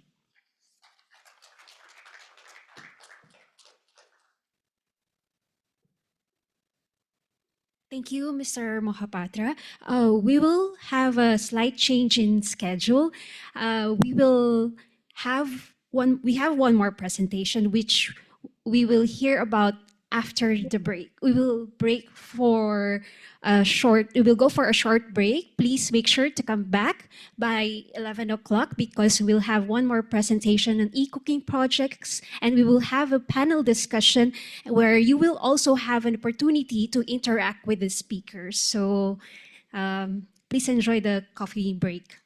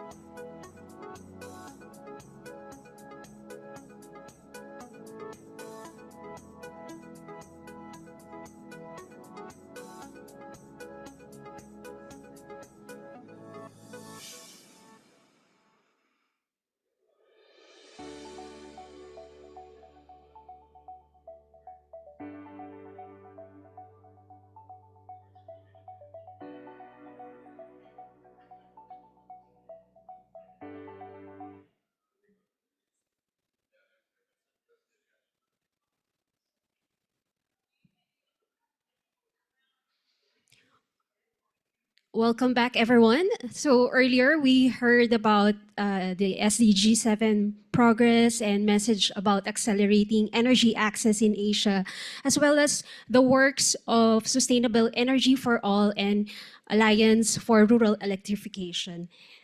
Now we will have another presentation, and this time this is about experiences and lessons learned on e-cooking projects from ATEC Australia International Chief Technology Officer Wilm Rumpf.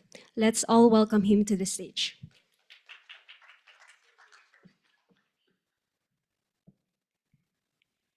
Hello everyone, thank you very much. Just gonna give this a quick test run. That works. Cool, welcome back. Looks like we lost a few people, but still, thanks for showing up.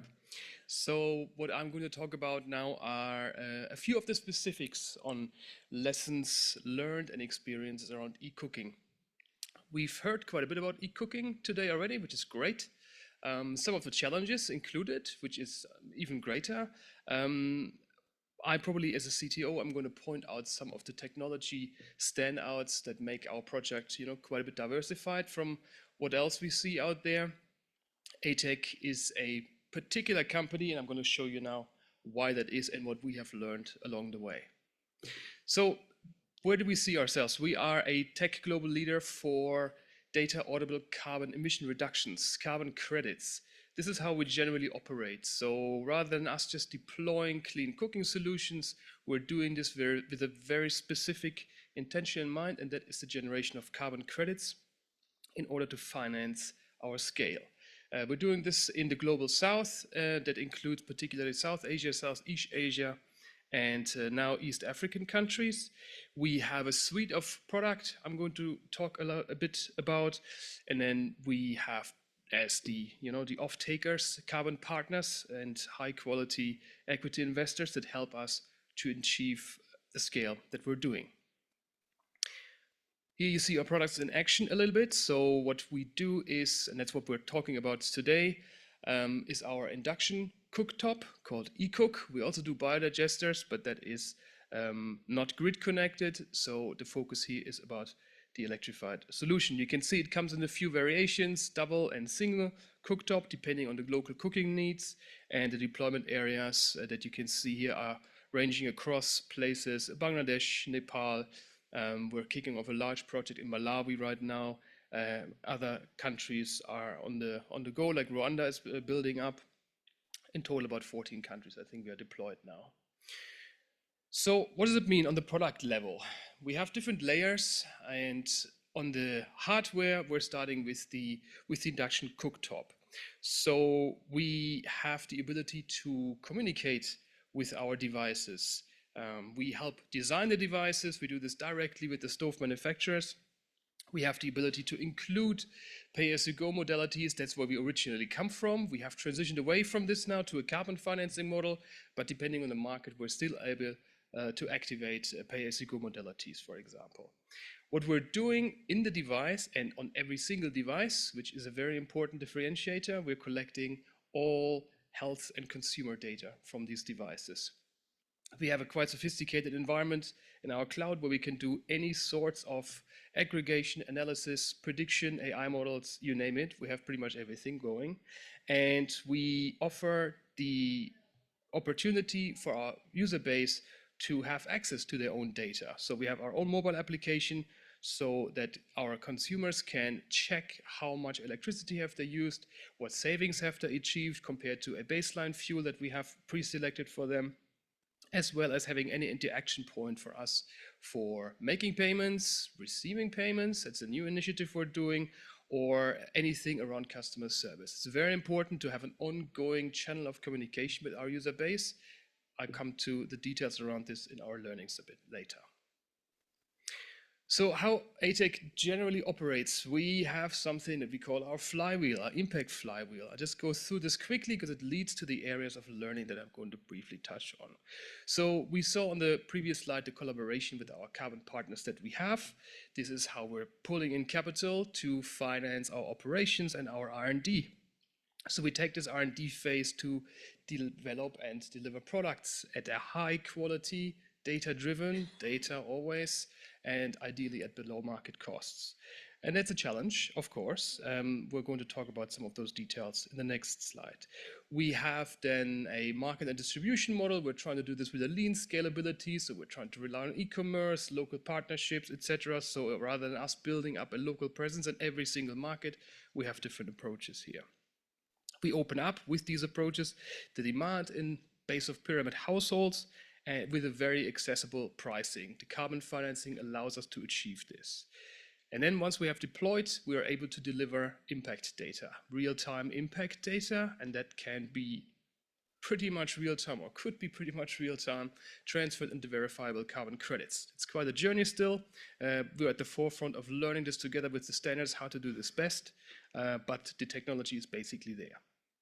And that concludes basically one cycle of how we are then taking this impact data to seek in a new round of investment, a new round of capital from partners. So across these cycles that we go through, we have three areas of learning. The technology part, we have the process, and of course, there's always the human part, the people part. I'll start with the technology. What have we learned across our technology stack? What to do and how to do it? Build fast, learn, and improve. This is very important for us, and you had a few lessons we had to learn through, to go through, and depending on the market, we're still going through these cycles. We heard a lot about electrification and infrastructure developments, and they are changing the way that people can access cooking. But yes, there are challenges to the technology, and the technology needs to evolve around this. As an example, yes, we can see electrification rates are where they are, but is it a reliable electrification rate? Is the grid, is it a dirty grid? Is there surges in the grid? All this is impacting technology such as an induction cooker. So good products here need to strike a balance, as always, between reliability, usability, and the cost effectiveness. That's particularly my role when we're working with our stove manufacturers to identify what do we need in order to protect our boards, because once they are deployed, there is the channel, there is the opportunity to do customer service, and that's a very, very important thing for us. But it's also hard. Once you're out there in your rural areas, to repair stoves is hard. So ideally, we're trying to do as much as we can in the educational process. That's the next slide. We're doing as much as we can on building robust technology, and we're doing as much as we can on the data to understand where is the health of our device and how can we further improve this. So how we're doing this, the ATIC way, we have a very close collaboration with device manufacturers. So we're directly on the shop floor with them, showing them how things will look like in the field, and that's partially really been eye-opening conversations with our stove manufacturers as well. We try to identify and remove as many as we can friction points to technology in the market. Friction point, a classic friction point for induction cooking is availability of cook sets. So you need to have certain pot sets. The very basic rule is it needs to be magnetic in order to work. Most markets that we operate in traditionally use aluminum pot sets. So that's a big friction point, and we have to overcome this. User feedback, very important into any feature and product development. So we have ongoing surveys, and conversations with our people on the ground to understand, okay, what works, particularly what does not work, and why does it not work. A simple example here can be the design of a user interface. I've seen many induction stoves out there in the fields, often coming from very large corporations who don't seem to really think about this very well. So a completely overloaded display with functions and buttons nobody understands. And in fact, you might be dealing with people who are unable to read. So we have tried to overcome this with certain illumination patterns to illustrate how hot or cold something is, because simply people might not understand the numbers that are otherwise being displayed. The people is probably the most important thing. So if you want to take one thing away from this, it's probably this slide. Cooking is not a commodity. There's a very easy assumption, and I think we've had the assumption for quite a while too, to believe people will automatically adopt what's the best solution available to them. But that's not necessarily true. We've heard this before slightly, so cultural habits are very important to acknowledge, and the best solution can mean something very different in a different market. I have conversations around people who are much more interested in a very hot stove compared to others needing a very large stove, for example. So acknowledging how people actually cook and how they operate and how they utilize not just the cook stove, but also their cooking pots. A big thing in Africa, for example, where depending on the meal you're doing, you have to get really physical with the pot, which is a problem on a glass surface. So these are all things you need to understand if you want to overcome these friction points, as we call them, and really get people to not just have access to technology, but actually adopt the technology. So this requires a lot of attention to detail. Education, not just for the people in the field, of course, how to use technology, but also for our own teams. That's a journey we're all in together. And ongoing support. Yes, our customer service team and marketing teams try to follow a human-centered marketing and incentivization program. So the opportunity for us to communicate with customers based on data points we can collect from the stove pretty much in real time is a quite big weapon in order to understand early on why people might not be taking on a solution. We've learned that it's very, very important to create as much usage as possible within pretty much the first 2 weeks. You can pretty much see if you do not achieve a certain level after a certain time, it's very likely that customers are just going to drop out again, and basically the units are not usable for us. So the access to the user data and education materials to the mobile application, a big step for people to understand how to use it, to try educate. You know, in multi-generation households, how can you teach your grandma to use this? If you are a young person, that's an easy thing, but for an elderly generation, it might be a different challenge. And yes, our ongoing customer success management and customer service management goes hand in hand with our marketing activities and links back to us being able to read as much as we can from the data that we're collecting. Last, the process. So digital first and veracity always. Veracity, a fancy term for how trustworthy is your data. That's a big deal in the carbon world. There has been a lot of disruption. Maybe some of you have heard about this. And ATEC came through these quite stormy times pretty well, because we have very early on positioned us very clearly around the setup of a successful project.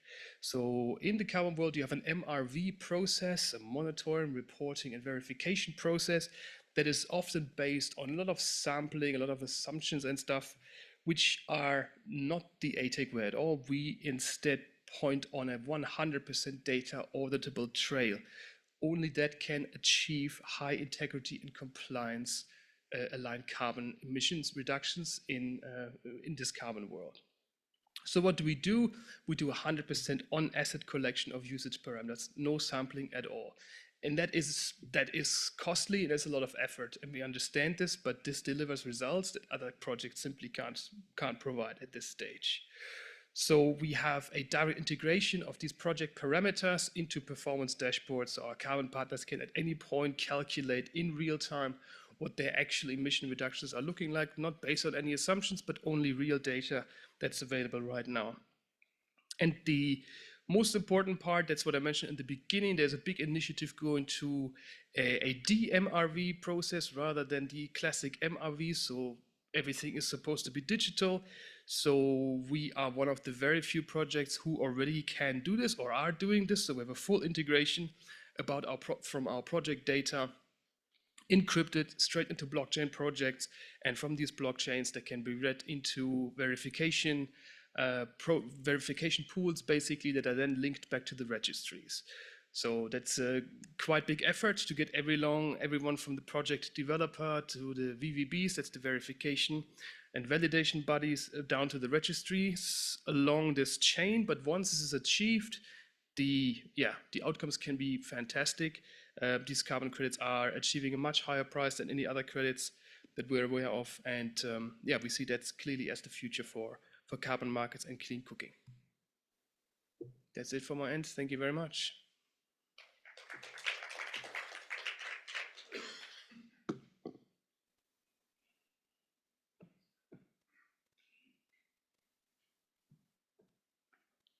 Thank you, Will, for walking us through your experiences in providing these e-cooking products to the people. And now we move on to the panel discussion. And for this session, I would like to request our panel moderator, Dr. Kiyung Nam, and also our speakers to Mr. Edwin Q, Director Hong Peng Liu, and Director Jacqueline Lam, Mr. Deepak Mohapatra, and Mr. Will Rumpf to please occupy the seats up here.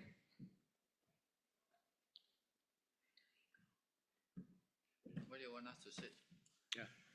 You sit in the second because it is. No, no, no, no, of course not. I should have stand.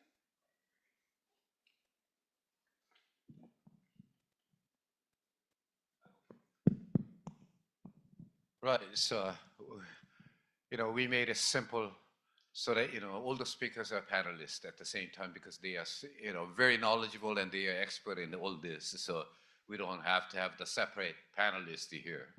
So, let's make it, because there was a lot of things covered. So we'll have to focus on a couple of questions of that. And then we'll, see their views on, specific areas. If you don't want to respond, then it's also fine. Then somebody else will take. But please feel free for the audience as well. If there is a microphone, if they want to ask, they can always break and then stop us. And then, we can also respond to the question raised by the audience as well. So we are talking about certain things, I wanted to focus on here because given that we have only less than 5 years now, we know all that we are not going to achieve the SDG goal 7 by 2030 as planned. Nevertheless, we have to maximize that, what we can do in the next 4.5 years. So, how we, from the private sector, international organizations, financial, association, and, all this, we try to really, the whole objective of this session, and then especially in the panel discussion, is that how we can mobilize our effort together, and then, go much more faster, and then let's see how we can really achieve. And then maybe in 5 years' time, that all of us sit together again and see what was the reason for the failure. If we didn't achieve that, or if that goes well, then we have to celebrate ourselves that we did a good job. So that will be all the audience will they will evaluate at the end of that. So along that line. So I would like to start off with the issues that because we are talking about all the statistics and everything like that. Also, there is area we talk about electrification rate. And then we talked about the cooling, cooking, heating, all this energy access that we are talking about. It's not necessarily only on the electricity, actually, the other things. But the thing is that, what you, the panelists, are thinking, what is the most important or most challenge that does not allow us to, meet that in the 5 years that, what is the most challenge that we have to solve to achieve at least to the SDG goal 7 in that direction, that how we are intended to. What is the really challenges? It wasn't based on discussion. I know Erwin mentioned of the several areas that there are challenges like that. But from your personal view, that what will be the one from each that will be the most important challenge that you are thinking of? Maybe start with Edwin. Thank you, Nam. Thank you again for inviting me to be on this panel. I think the biggest challenge for all the various initiatives we're looking at, especially when we're looking at this last mile, as Nam said, the next 4.5 years, to get close, and I'm saying achieving, but to get close to what we want to do by 2030. I think the biggest issue right now is funding, money. Without money, all the great plans that you have, we're going to find difficulty achieving it. And we've been talking about trying to get multilaterals, governments, private sector money involved. When you get private sector involved, they're looking at risk, they're looking at feasibilities. And so there has to be a good case, there has to be bankability in terms of projects that are going to be introduced. The next thing I think, particularly if you're looking at what I've raised regarding the ASEAN power grid, is policies, governments agreeing with each other. And this is the other challenge. Every government have their own interests. And now how do you fit that into everybody else's interests?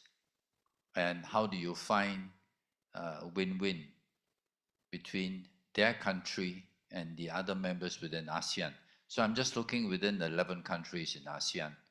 And these, I think, are large challenges that need to be resolved to get, access to the 11 countries at least. And obviously, if ADB looks at it, they look at the 47 or 48 DMCs that are their members, and that's even a much larger challenge. Okay, I'll stop there. Same question, right? Of course, the same Okay. question. Okay. I don't have that many questions. All right. Thank you, Dr. Nam. I really think the challenge, if we achieve SDG7, the most difficult part is clean cooking. I see you heard a lot of this energy transition policies, investment, technologies, but in most of the cases, clean cooking was left out. So I think there are a number of reasons. One, probably clean cooking, there's no comprehensive policy at most of the developing countries to support the clean cooking at the moment. So that means that the policy guidance is just missed out from these national energy transition strategies. Secondly, institutional-wise, you don't see the ministry, which ministry is in charge of clean cooking. Like I mentioned this morning, the data, the statistics for clean cooking is from WHO, from World Bank. It's not from any of these ministries in charge of energy. So that means institutional-wise, the clean cooking is also left out from this energy transition or sustainable development. And also lastly, I think the cooking is related to individual households in the remote area, in the vulnerable groups. That's very difficult to have a large investment. For example, ADB, when you have an investment for clean cooking, so how you do get the money back? That's really need a government intervention. I think a government intervention, look at the social impact, look at the healthcare, even the education, I say the example for clean cooking in schools. And like in Fiji, what we do there is really look at those institutions or those individuals, how you just come up with a strategy. You can just, one side support them, secondly, you can mobilize a budget or funding. I think government should play more active role. And then to coordinate different ministries, different sectors, including the private sector, how you just find the innovative financing mechanism for clean cooking. I really think this is a global issue, not only for Asia Pacific, for all the regions. The same issue, clean cooking is left out from energy transition strategies. I really think I just think the government should play a more positive or leading role to develop a comprehensive strategy and to support the policy development, the technology development, and also to mobilize the investment. Thank you very much. I just want to build on what both Mr. Q and Director Liu said about last mile access, talking about bankability. and financing, right, for clean cooking amongst other productive uses. I think the greatest challenge right now is when we define bankability for last mile access and we look at having the usual metrics of bankability are very difficult to apply in this last mile access. Well, we have 15-year offtake agreements at whatever price that is commercially viable to deliver decentralized renewable energy access. That is usually not going to be the case for a remote village in an off-grid setting. And so we really need to redefine the terms of, especially for last mile access, what bankability means and how we bring the community into the financing process and how we look at enabling community ability to pay through facilitating productive use, which includes the clean cooking, which includes the clean cooling, which includes cooling for agriculture, food processing, enabling artisanal coffee producers to process, roast, and package and export their coffee beans for community income, which then channels back into the financing for decentralized renewable energy deployment. So I really encourage all the stakeholders in the room to really, you know, challenge how we look at bankability, especially for last mile access. And I think that's going to be really a game changer for the way we enable the deployment of SDG7 and really help to accelerate our 2030 targets. Thank you very much.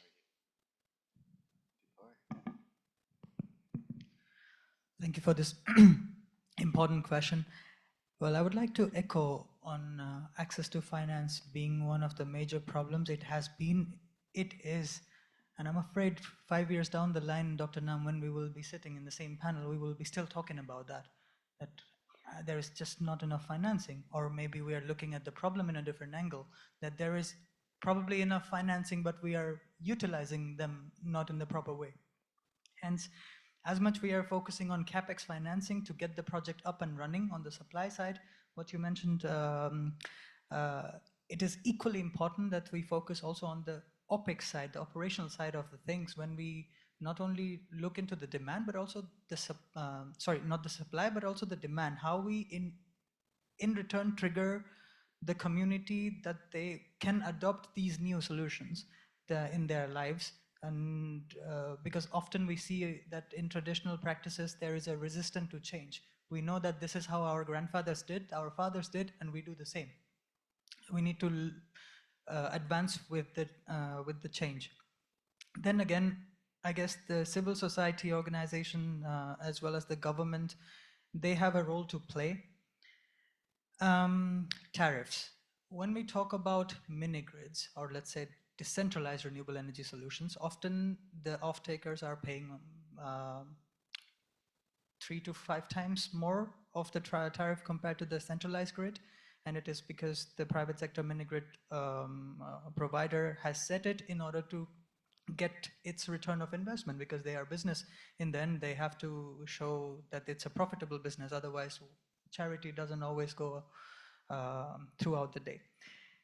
Hence, the government can come to a point where we can think about cost-reflective tariff, if not subsidize the off-taker, that the private sector operator gets the money to run its mini grid, so that end of the day, the end users pay the similar amount that they see their brothers and sisters in the urban areas paying. So this way there is a parity in terms of the cost of electricity. A lot of political goodwill is needed. Cross-sectoral cooperation along with multilateral partnership will probably then be the solution to this. But I really keep my fingers crossed that we utilize these 4.5 years in a much optimal way, so that we can have better results to discuss 5 years down the line. How do you see from your e-cooking private sector aspect? Yeah, I'll try and close the bracket again. Of course, my answer has to be in relation to the original question, clean cooking. That's what we're doing. And yes, I've highlighted a few challenges in my slide deck. We've really heard a few of them here. Yes, financing is hard. You know, the risk assessments that are coming from the outside is something I can try and counterbalance on the technology level to a certain degree. But one of the key problems that I face in these markets is access to information in order to build my own risk assessment around grid availability, around cellular. What we're doing at the moment is using cellular technology, expensive but reliable because I can mostly control it rather than relying on some other infrastructure. But even that is coming with issues. And I don't know ahead of time very well how big the issues are going to be. So we have to bank all this into our scenarios in order to try overcome the financing questions. And then if you have done this, you still have then the adoption problem that we just said. You know, it's taking a long journey until you have a local community being set up and prepared with everything. Everybody gets excited, there's the hype curve, and then suddenly something doesn't work. And then the drop-off rate can be very, very steep and very, very harsh. And that's going to be hard to get back to. So we need to be able to rely on what we have pre-built on, and that's a big challenge, yes. And it will remain one. Great. So, this is the area that we're looking at. Actually, from being an economist, actually, I'm always looking at from the economic aspects, cost effectiveness, whatever you call it, cost benefit analysis, all the things like that. When I look at from the UN system, which I was before, is we are providing technical cooperation. We are providing, so to say, technical know-how, and then this kind of things to share with the government DMCs. But in terms of the ADB, my personal view, being in energy sector for about 80 years, almost 10 years now, and the energy sector grew with ADB. Actually, there is a financing. If I have a more issue is that, we are conducting the pilot projects. All kinds of the DRE projects, the new technology, something that we can make use of it, we do it. The objective of this pilot projects is we want to scale up, or at least replicate it some other places, within the country or not. But what we don't get is that, just like what Dr. Hong Peng was mentioning it, is that while we are doing the pilot projects, we have an issue of who is the responsible ministry. Because after the pilot project is a grant, so we are turning over. Like the one now, currently we are doing that. That's why I was talking with ATAC on that one, because we are doing the e-cooking pilot project. So we did a lot of pilot projects. I mean, he knows.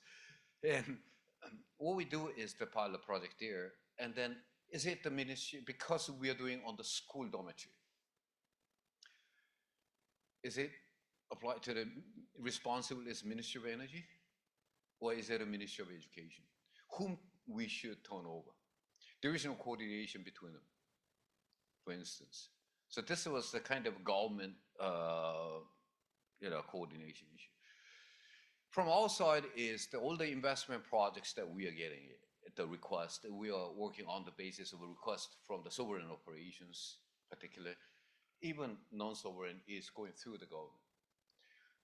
We never received a single standalone energy access investment project request because they are not prioritized, so to say, from the government level.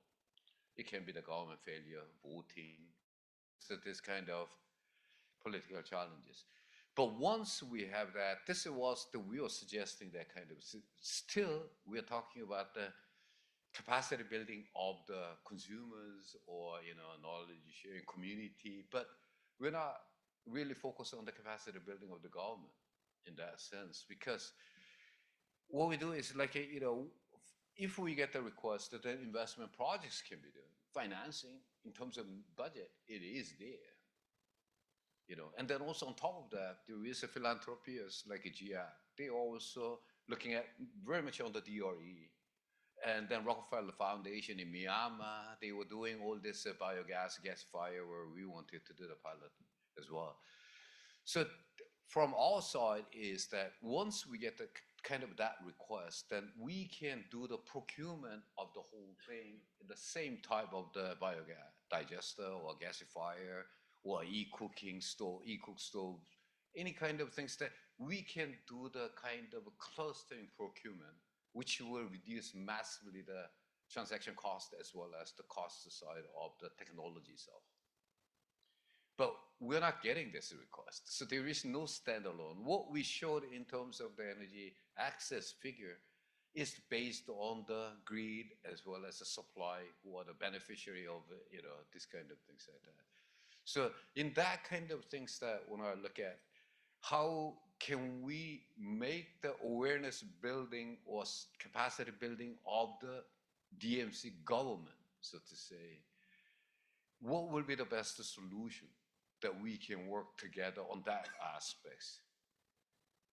Maybe, you have any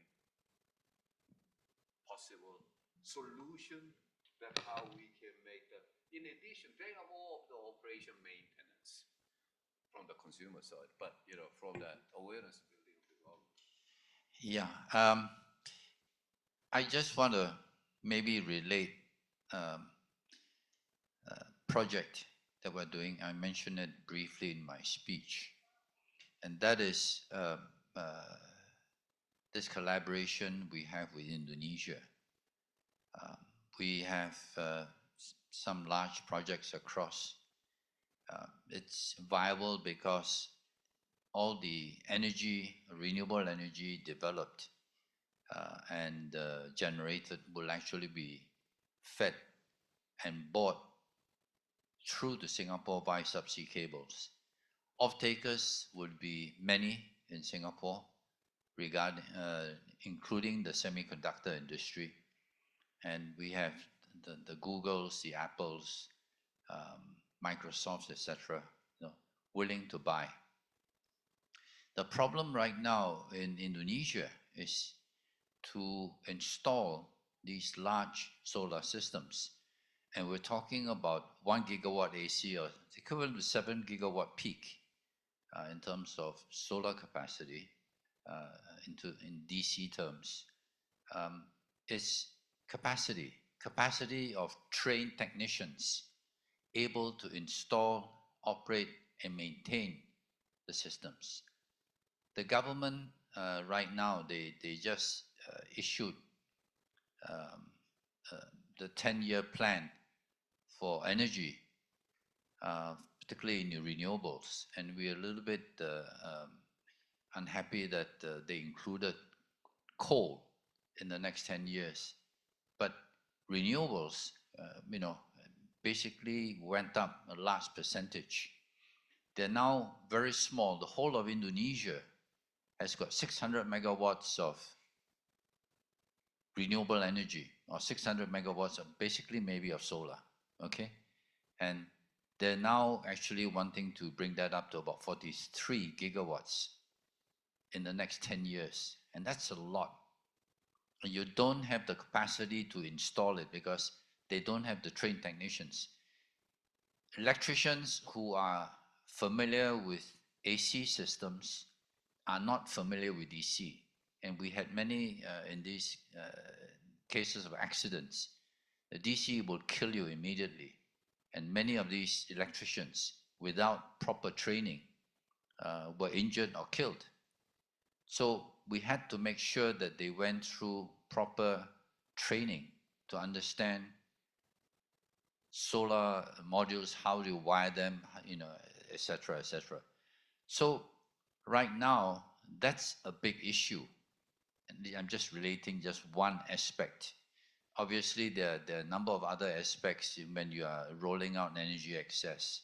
But this is one big problem. Countries have big targets, and they set targets from themselves for 5-10 years, but they don't look at the infrastructure and the capacity building of the local skill sets that need to actually implement and get these projects, up and running. Yeah, I think capacity building is very important for all the stakeholders, not only for government or for private sector, but I think the government, the decision makers, if they have this kind of access to the information and to different kind of good examples, that will be, they will benefit from this kind of like exercise. Well, I say when we have this national SDG7 roadmap, because we always think this could be a methodology which can be applied even go beyond to this SDG7 by 2030. So how you just work with the government side and to have those policymakers and to apply this methodology, the modeling exercise, this kind of a process, after 2030. Because this kind of methodology can support to identify what are the appropriate policies, what are the good technologies, and how much budget or how much investment you need. I think this kind of capacity building is one of the priorities we have to think, when we work with developing countries. And when we just develop this SDG7 roadmap, we always combine this kind of capacity building together with the development of the SDG7 itself. So use this as a good opportunity to bring more and more policymakers and other stakeholders at the national level to have this kind of exposure about the latest technology and also the good policies in different countries or even in their own country. When they have this opportunity to share and across different region or different government ministries, that could be also a good way, for this kind of exchange information and also capacity building to improve the knowledge, to share the knowledge. And I think capacity building should be, included in all this kind of initiative. I'm sure, from ADB's TA project or even your investment project, you have a component on capacity building. That's also one of our important mandate when we work with the member countries to support the capacity building, in particular for developing countries. With regards to, I want to pick up on Dr. Nam's point on multi-sectoral coordination. And I think this is really an area where collaboration across the ecosystem, as well as within the government, is really crucial. Where we look at multi-sectoral coordination, for example, SE4All, as part of the UN system, we support the countries in updating their NDCs, their national determined contributions to the Paris Agreement process. And we look at their NDCs updates across multiple sectors. For example, as Dr. Nam mentioned, who is in charge of electric cook stoves in the schools? And if the government so happens to have such a target, we typically, especially for NDC updates, we also typically work at the coordinating ministry level. And it is them who then holds the line ministries accountable for each of these processes.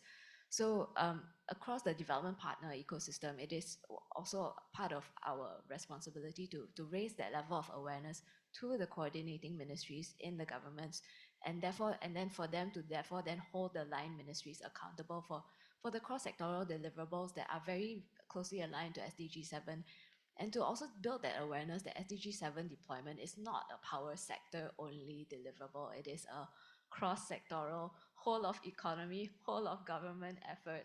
And we're starting to see that in Southeast Asia. Many countries in Southeast Asia are starting to look at SDG deployment as a whole of government, whole of economy effort. And it's thanks to the work of all these stakeholders in the room, raising awareness and making sure that there is a clear understanding of, okay, you want clean cooking, renewable energy, it has to be the first step. Because if we're powering all of this with a coal-fired power grid, then it's just moving our emissions upstream. It's not really helping with the decarbonization process. So I just wanted to highlight that example of the cross-sectoral awareness and all of our collective responsibility in helping to build that. Thank you.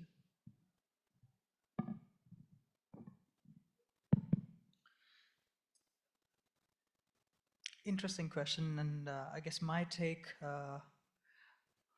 from the ARE perspective, how we deal with capacity building is it's a dual approach. We have divided our overall capacity building work into two different streamlines. One on access to investment, one on access to engineering, technology, and innovation. With regards to access to investment, we have our renowned ARE Investment Academy program, under which we upskill the early stage and companies at early stage and scale up positions to train them in order to build their capacity to speak the language of the investors. So basically starting with developing their business models, their cash flow analysis, calculations with return of investment, and most importantly, the pitch deck, to present themselves to the international investors in a way that they can secure funding and support from them. That's one side of the story. Coming to the second side, we have access to engineering, innovation, and technology. We have two programs or initiatives. One is CORE, which stands for Cornerstone for Rural Electrification, and the second one is GEAR, which is Grid Efficiency and Resilience. Both these initiatives are rooted towards technological advancement and thereby learning let's say building the capacity of the let's say the local community stakeholders in ensuring the upkeep of their system. And it can range from as small as mini grid design to inverter management, battery system management, and so on, so that they are well familiar with what they are dealing with and well capable enough, and without the intervention of the installing organizations or the installers, without having to intervene. Beyond that, I would also like to quote one example on especially how to deal with, let's say, training in the public sector side of things. Three to 4 years ago, together with your counterpart, African Development Bank, we developed the Minigrid Policy Toolkit 2.0. This was a subsequent policy toolkit from 2014 when we developed the first version, which was heavily implemented and adopted in African countries. This 2.0 toolkit was, even though it was Africa-centric, given that there were many examples given from African countries, but it can be adopted in different parts of the world. In that toolkit, we also came up, or we introduced like concrete templates that of the policies that the governments can adopt or adapt based on their local needs and national needs, and then implement them in order to have the policies, and in doing so, have them conducive enough so that the licensing, the operation, the management, install, and everything becomes more streamlined and smooth for private sector to intervene, because it's clear that there is a necessity, huge necessity of public-private partnership if we are to achieve our common goals. To help induct all these new knowledge, we organized, as ARE, we organized ministerial roundtables, parliamentarian roundtables in different countries, whereby we presented this toolkit. And this toolkit also had a very special decision-making tree. You have mini-grid policy in your country? Yes, no. If yes, what's next? If no, why not? What's next? What more can you do to have them? And this was very well received, and a lot of appreciation were there. And that could be one of the good examples how we can deal with, let's say, coming to a common, let's say, coming to the same page when it comes to a subject of energy access or overall SDG7 goal. That would be my take on this. Thank you. Thanks. Very good example, very interesting. And I can imagine, yes, that can help overcome a lot of hurdles around the communication ecos, or who's responsible, who cares enough, who can make a topic specific enough, and that's hard enough to begin with. So from our perspective, what we are seeing, what we're doing, there's at least two angles. There is the Paris Agreement that allows countries to have bilateral agreements for carbon offtakes. That's a very good thing, because that creates a business case for countries, right? Of course, they have then the need to develop their own policies. How do we want to structure this and all that? That's not so much our cake, but it at least draws attention to the topic from a commercial opportunity perspective, and that actually is very interesting then for governments to act in general. navigating who's actually responsible is then something we struggle with ourselves. Getting letters of authorization is a endless long ping pong game, really. But yeah, just to have that initial need is good, or the opportunity, I should say.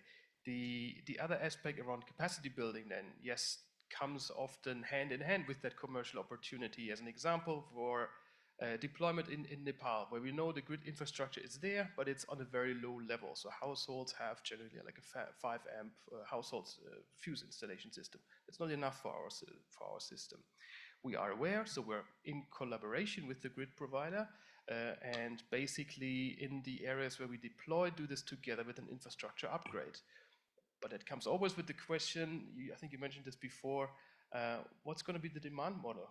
Is this actually going to be viable for us? And that's something where, again, our data and models can help, at least. So it's this knowledge sharing, not just on what has to be done, but also what can be a potential outcome here. I think that is one tool that works okay-ish for us. Thank you. So it is not only the capacity building and knowledge sharing, but one way of that, from the ADB, we try together all this different private sector as well as international organization. That is the one that which I'm trying to do in the one pilot projects in e-cooking, which I mentioned that one, where actually the hardware will be financed on a grant basis from us. But the thing is, in order to, what is the selection of the technology, that should be also based on their income level, how much that they can. If we bring some new advanced technology, first is when they don't have the kind of capacity for the operation and maintenance, that will be not sustainable. So at the end, then we are not coming out anything. It's not sustainable of the projects. That's where we are piloting. Also upfront, how much is the willing, where they are standing through the SDG or roadmap kind of thing coming from, and then they're all from UNSCAP, and then also SC4, they are looking at the different types of gathering the data, what will be the best option, that is SC4. So we are doing this pilot project. It's the first time that since 8 years, that I'm doing this pilot project jointly together with UNSCAP, SC4, World Bank, SMAP, because they are looking at how they can fix it, so to say, to come up with a rational, most rational tariff system to come up with it. So this is the kind of one solution that we thought, based on our discussion, that this way that we can go to to solve this challenge of the energy access from the various dimensions or something. But that is just one kind of, I think, But will there be any, if you just give the dump money of the grant, then financing, because based on, I have to rephrase, if we do the supply side of that, even the DRE is very rare, but decentralized energy system with a renewable system, it works. One of the modality that ADB is providing is that financial intermediary loan. So the government takes that, and then there is independent, they are doing all the financial viability, economic viability and everything, and they support, so to say, to the private sector in the MSMEs, so to say, and then they borrow that cheaper interest rate, and then they bring it up, and then afterwards they pay back, and then it's come to startup. That is the whole intention of that one. Okay, but the thing is, when it comes to the real energy access, nobody taps. This is not even the private sector. They are not interested because it's just a too small scale. It doesn't come out. So meaning that just from the ADB side, financial internal rate of return is bigger than the WACC, weighted average capital cost, then it's financially viable. But of course, that's not the private sector out there in the reality. in the real world, they are looking at more, they try to profit maximization. I mean, not to the, that's their based on that one, right? So in that sense, it is still not looked at very seriously in that aspect. So I think that is the word I try to bring also as much as I could, but one we cannot do. So are there any other way that you could think that how the MDBs overall, it's not necessarily only ADB, but international organization like the big association in Singapore, or even the RA, you're looking at all the companies. I saw Schneider and all this companies, their technology, and also you saw it from ATAC. Are there any other kind of solution that we can expedite the progress of this SDG goal 7? And then when we work together, what could be the kind of you think any other solutions that we can try out at least in the near future? I mean, in the next from now on, actually, are there anything that kind of a solution that you can think about? Maybe from That's not an easy question now. Um, but this is something we've been discussing about. There's a lot of money out there. The thing is, how do you tap it? In Singapore right now, there are a lot of family offices set up. Each of these family offices have got different objectives, areas that they like to support and fund. Sustainability is one of them. I work with GIAP, which is a philanthropy. They have got money, but they basically can't fund everything. So they will actually do the viability, the feasibility of certain types of, for example, energy access, or they've got some projects in terms of cooling to help fishermen. So when they catch their fish, they need to have proper chillers to basically allow the fish to be fresh for a longer time, so that they can actually bring it out to the market without it rotting. So they found that what they needed to do was to actually get enough energy to prepare big blocks of ice instead of small blocks. And the big blocks of ice can last a lot longer, and therefore, if you put the fish together with the big blocks of ice, this can sustain the catch, and the fishermen can make more. So they had to do a whole study, work with people who can basically do this, so that there's a proper due diligence in terms of the viability of doing this, and then rope in other philanthropy or family offices, and then work with multilateral banks like ADB, etc., to support. So you need what they call now blended financing. Okay, so where you try and pool different types of sources around, and basically look at the appetite of different types of funders that are around, and to satisfy what they need. And this, I think, is one way of getting quick finance to support a lot of these projects that are out there that can be funded, and through this type of funding.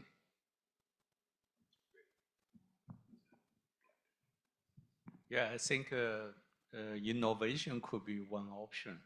When you talk about this, like we heard from colleagues about the clean cooking, the e-stove, I think the innovative technology with this data collection, then you convert your data to carbon credit.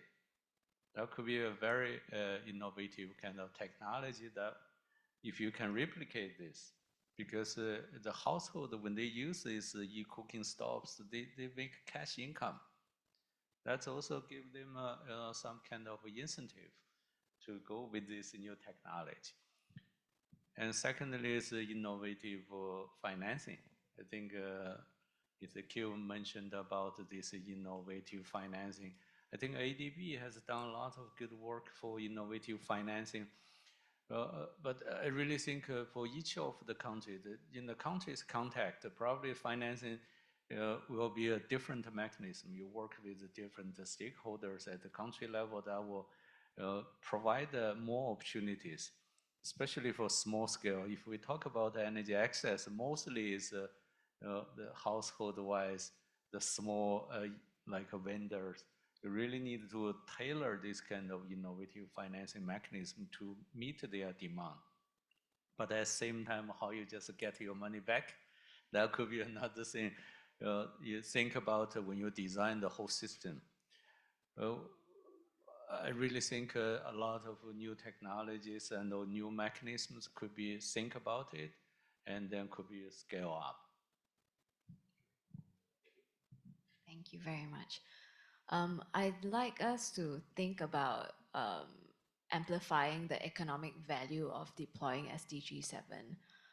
And how SE for All is doing this is through supporting two levels of work. For example, in ASEAN, we're working also very closely with UNSCAP on deploying green value chains that look at really the industry development around renewable energy manufacturing and creating value for renewable energy manufacturing and localizing or regionalizing this supply chain enables greater deployment because it helps to bring costs down, it helps to create employment, it helps to create economic value within Southeast Asia, for example, and then it helps to accelerate SDG7 deployment at the broader regional level and supports industry decarbonization.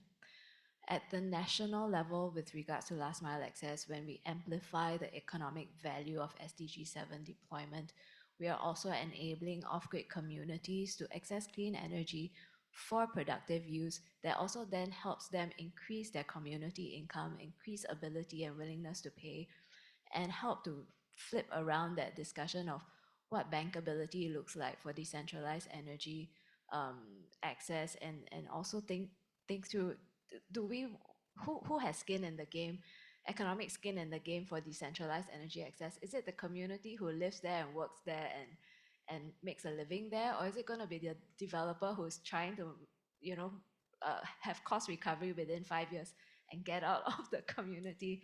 And then how do we then sustain and ensure that the community who lives and works and makes a living there is going to be able to access financing and amplify economic value of decentralized renewable energy access by amplifying economic value across the board? So thank you very much.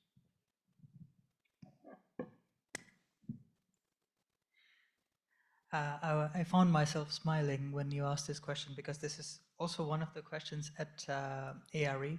I mentioned that we have more than 200 members and a handful of members are financiers. And to deal with that, we have created different working groups, and one of these working groups is called as ARE Financial Circle. And this circle is exactly dealing with this very question. Blended financing is definitely the key because it's very context specific. No one size or no one solution fits all. We know that, and we need to be awake to this front that if we just take one good solution from one place and try to implement in other place, it's simply not going to work because every different place has a different starting point, let alone the nature of the development that they are standing. Hence, a blended, let's say, context-specific blended finance are like RBF and performance-based are the key solutions to the nature of the problem that we are dealing with. And on the other side of the spectrum, grant financing, even though it is good, it's easy, it's nice, however, it lacks on the accountability front, because there we don't see, okay, what is the result of the investment that we are making. Hence, maybe the different blended finance approach with a first loss guarantee can be one way forward, where we keep the taker accountable for the work that they are doing with the investment. I would like to also quote a couple of examples how we could solve the situation. In business terms, we talk about low-hanging fruits. Perhaps one idea is to show the investors that DRE is, in the end, not that risky environment to play, because if we play our cards well, we can make things profitable enough for them to consider. And one of these low-hanging fruits would be retrofitting the failed projects.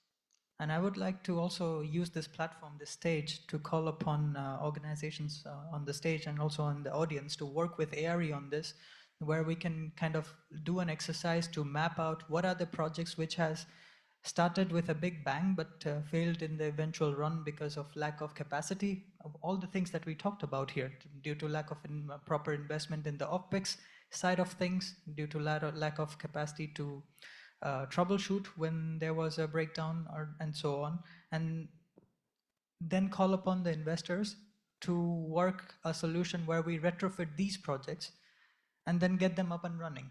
These are low-hanging fruits because the infrastructure is there. Maybe a couple of solar panels are stolen or broken or whatever, we can then retrofit them, and then we would be, let's say, in much lesser amount of time compared to greenfield projects, we will be able to show an impact, which will then bring, let's say, boost the confidence of investors that, okay, yeah, it is working. Coming to the ticket sizing, okay, well, we can always cluster projects together so that they can come to a size which is comfortable enough for an investor, be it public or private, to see that, okay, we can work something out. And this is also, again, another call to action by ARE to the audience and the stakeholders on stage to work together with us in order to do that. Another side of thing would be energy efficiency. I would like to quote an example from India when it started delivering the LED bulbs and then taking back the tungsten, enhancing the energy efficiency quite a bit, where we saw the same amount of resources, the same amount of production capacity, but in terms of the results, there was a huge boost in terms of access to lighting. And that's a very good example where we have, let's say, the projects which are up and running, but the quality assurance is becoming a problem. There we can also bring energy efficiency measures by, let's say, regulating the equipment, bringing in energy efficient appliances, whereby we can enhance the output with limited input that we are putting. So that could be another way of solving the problem as it stands from a private sector point of view. Thank you. Just quick from your side, and then I will ask for a couple of questions sure. from the audience, and then Quick one. Okay, Yeah, acceleration. Acceleration and adoption. So yes, innovation is one answer. It's not always the answer. People love to bank on innovation. Someone smart is going to figure it out. That works to a degree. But yes, get the households involved, and technology and innovation can play a role here. You mentioned like make a payment to the households. That's literally, we have what we call a cook to earn program in Bangladesh. So people, for every kilowatt hour that people consume our product, we make micro payments through their mobile application. Mobile money, you don't need a bank account. People love it. So that's one great accelerator. Innovation needs to stay agnostic. We have lots of discussion on what's the best solution. I know there is not the best solution. The market is different. I've seen pictures from EPCs before. Every cooking nerd loves EPCs because it's the most energy efficient thing. But you also know you can't do everything on it. So that is one aspect where innovation needs to stay platform and technology agnostic, really. Last thing, the collaboration between these projects. For example, collecting data per megabyte is very expensive for me. If I collaborate with someone who's building a mini grid, who operates and has to monitor their individual transformer stations and I don't know what, and I can just put a hotspot there, I reduce my costs, you can't believe it. So collaborating on these levels can accelerate a lot. great. That was a good point that I was thinking of. Okay, so I think you heard more than enough from the panelists, and you and I are very happy anyway. I see from the face. So I will ask. I will give a floor to a couple of questions because and then we'll wrap up. Please. And then next one is the lady. Dr. Nam and distinguished panelists. I am looking at the clean energy as a human right that every human being should be enjoying. Now, I would like to direct this question to Director Hong Kim. That from the UN side, I would like to ask, where is the cooperative sector in our quest for strategies and synergies to overcome these challenges? Because we're looking at the community-based economic activity, but not just an economic one, but to fulfill the goal of this SDG7. Thank you. It was addressed to you. A very, very good question. You know, the community level, it's really the end user of these energy services. I think there are a lot of good experiences to involve the communities. And one example I can share with you, a few years ago, we did this energy access project in Indonesia. Sintameka, there's a village. They already have the grid, coverage, but these families, they cannot afford to connect to this grid because they have to pay for these connections.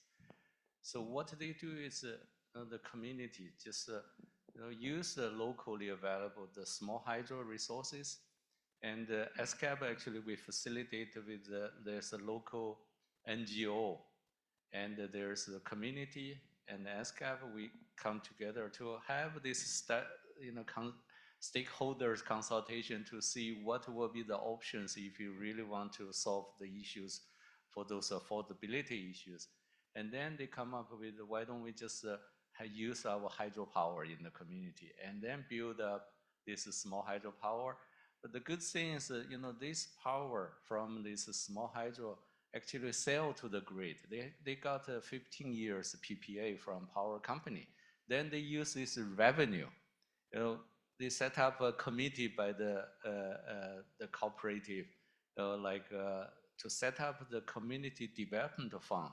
They use this revenue to put this in this fund, and first they support the connections of those families.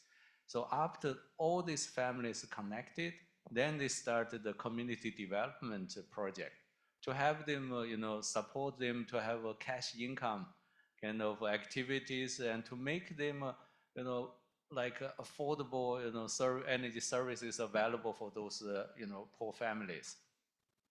And after this, then they continue to use this fund to support the infrastructure, the health system, and also school in the community to improve all these facilities.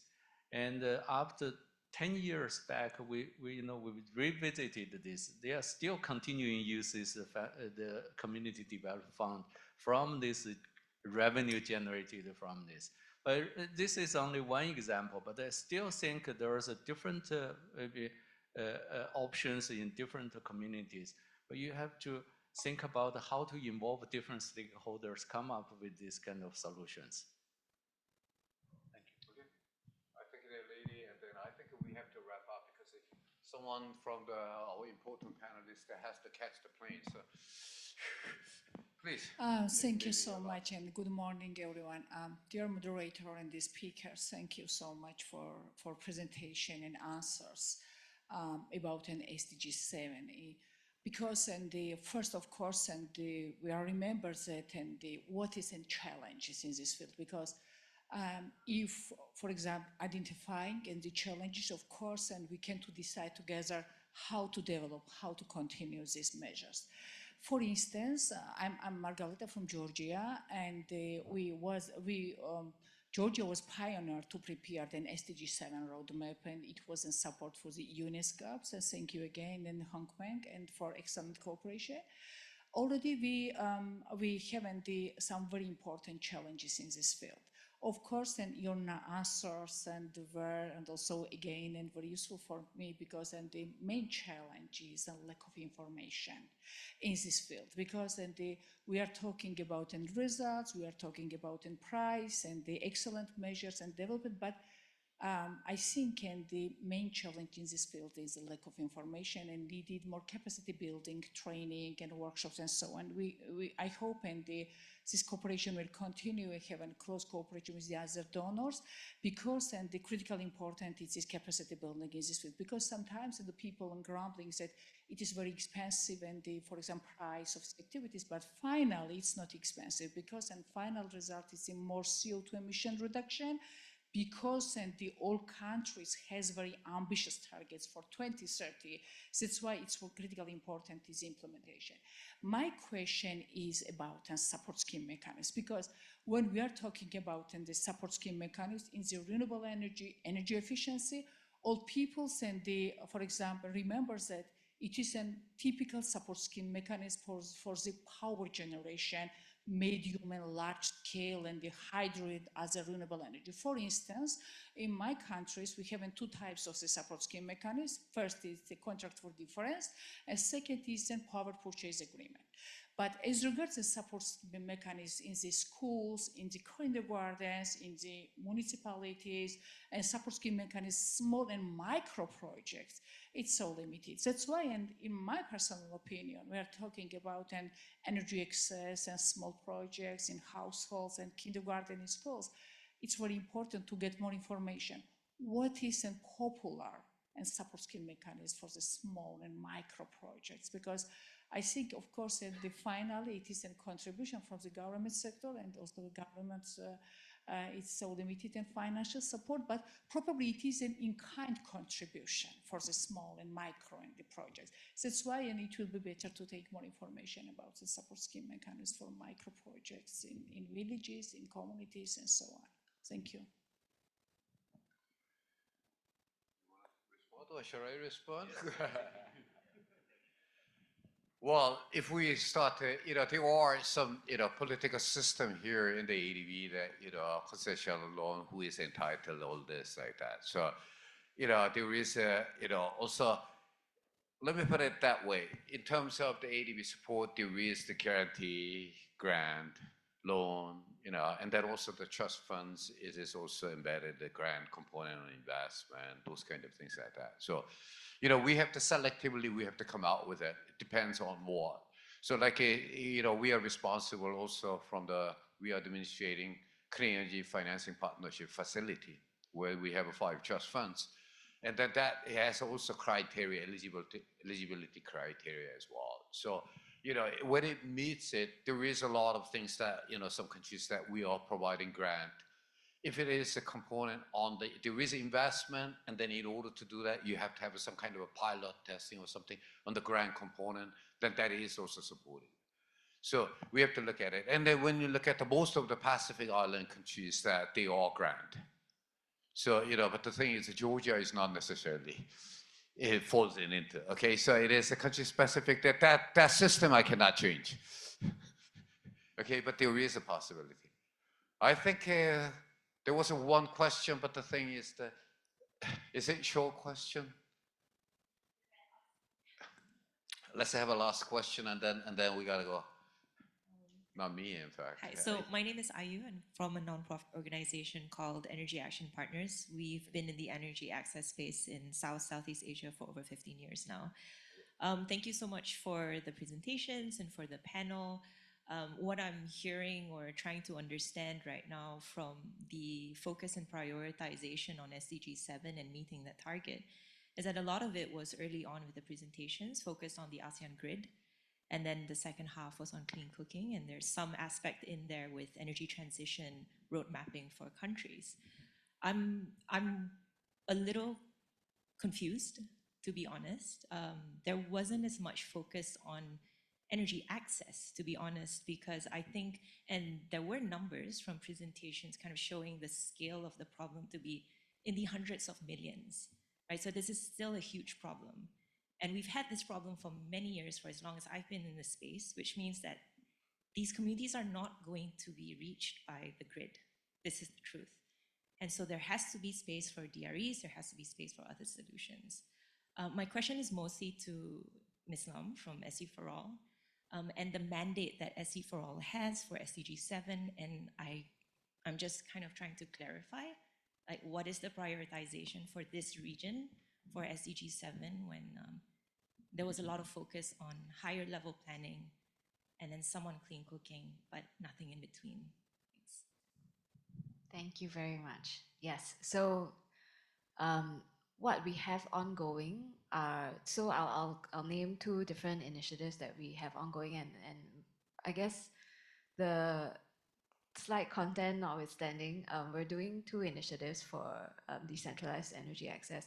One in Indonesia, working with last mile communities that have been identified by the government with regional government support to look at, really what are the productive users and what productive users can be scaled up to enable community ability and willingness to pay, which is really the community owned and operated type of model that we're looking to explore.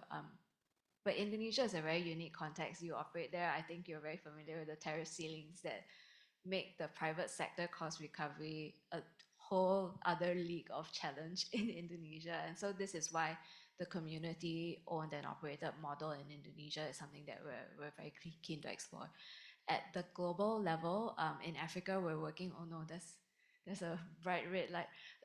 In Africa, we're working on Mission 300, which is the blended finance platform that looks at creating energy access for 300 million in Africa, working with, of course, African Development Bank, World Bank, GIAP, amongst other also philanthropic partners, blended finance platform for Mission 300. So those are some of the ongoing initiatives that we're very excited about in SE4All.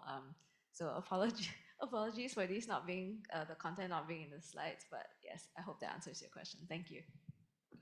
Okay, so I think we'll be around. So in case that you have further questions or something that we can deal with it, but we'll wrap up this session here.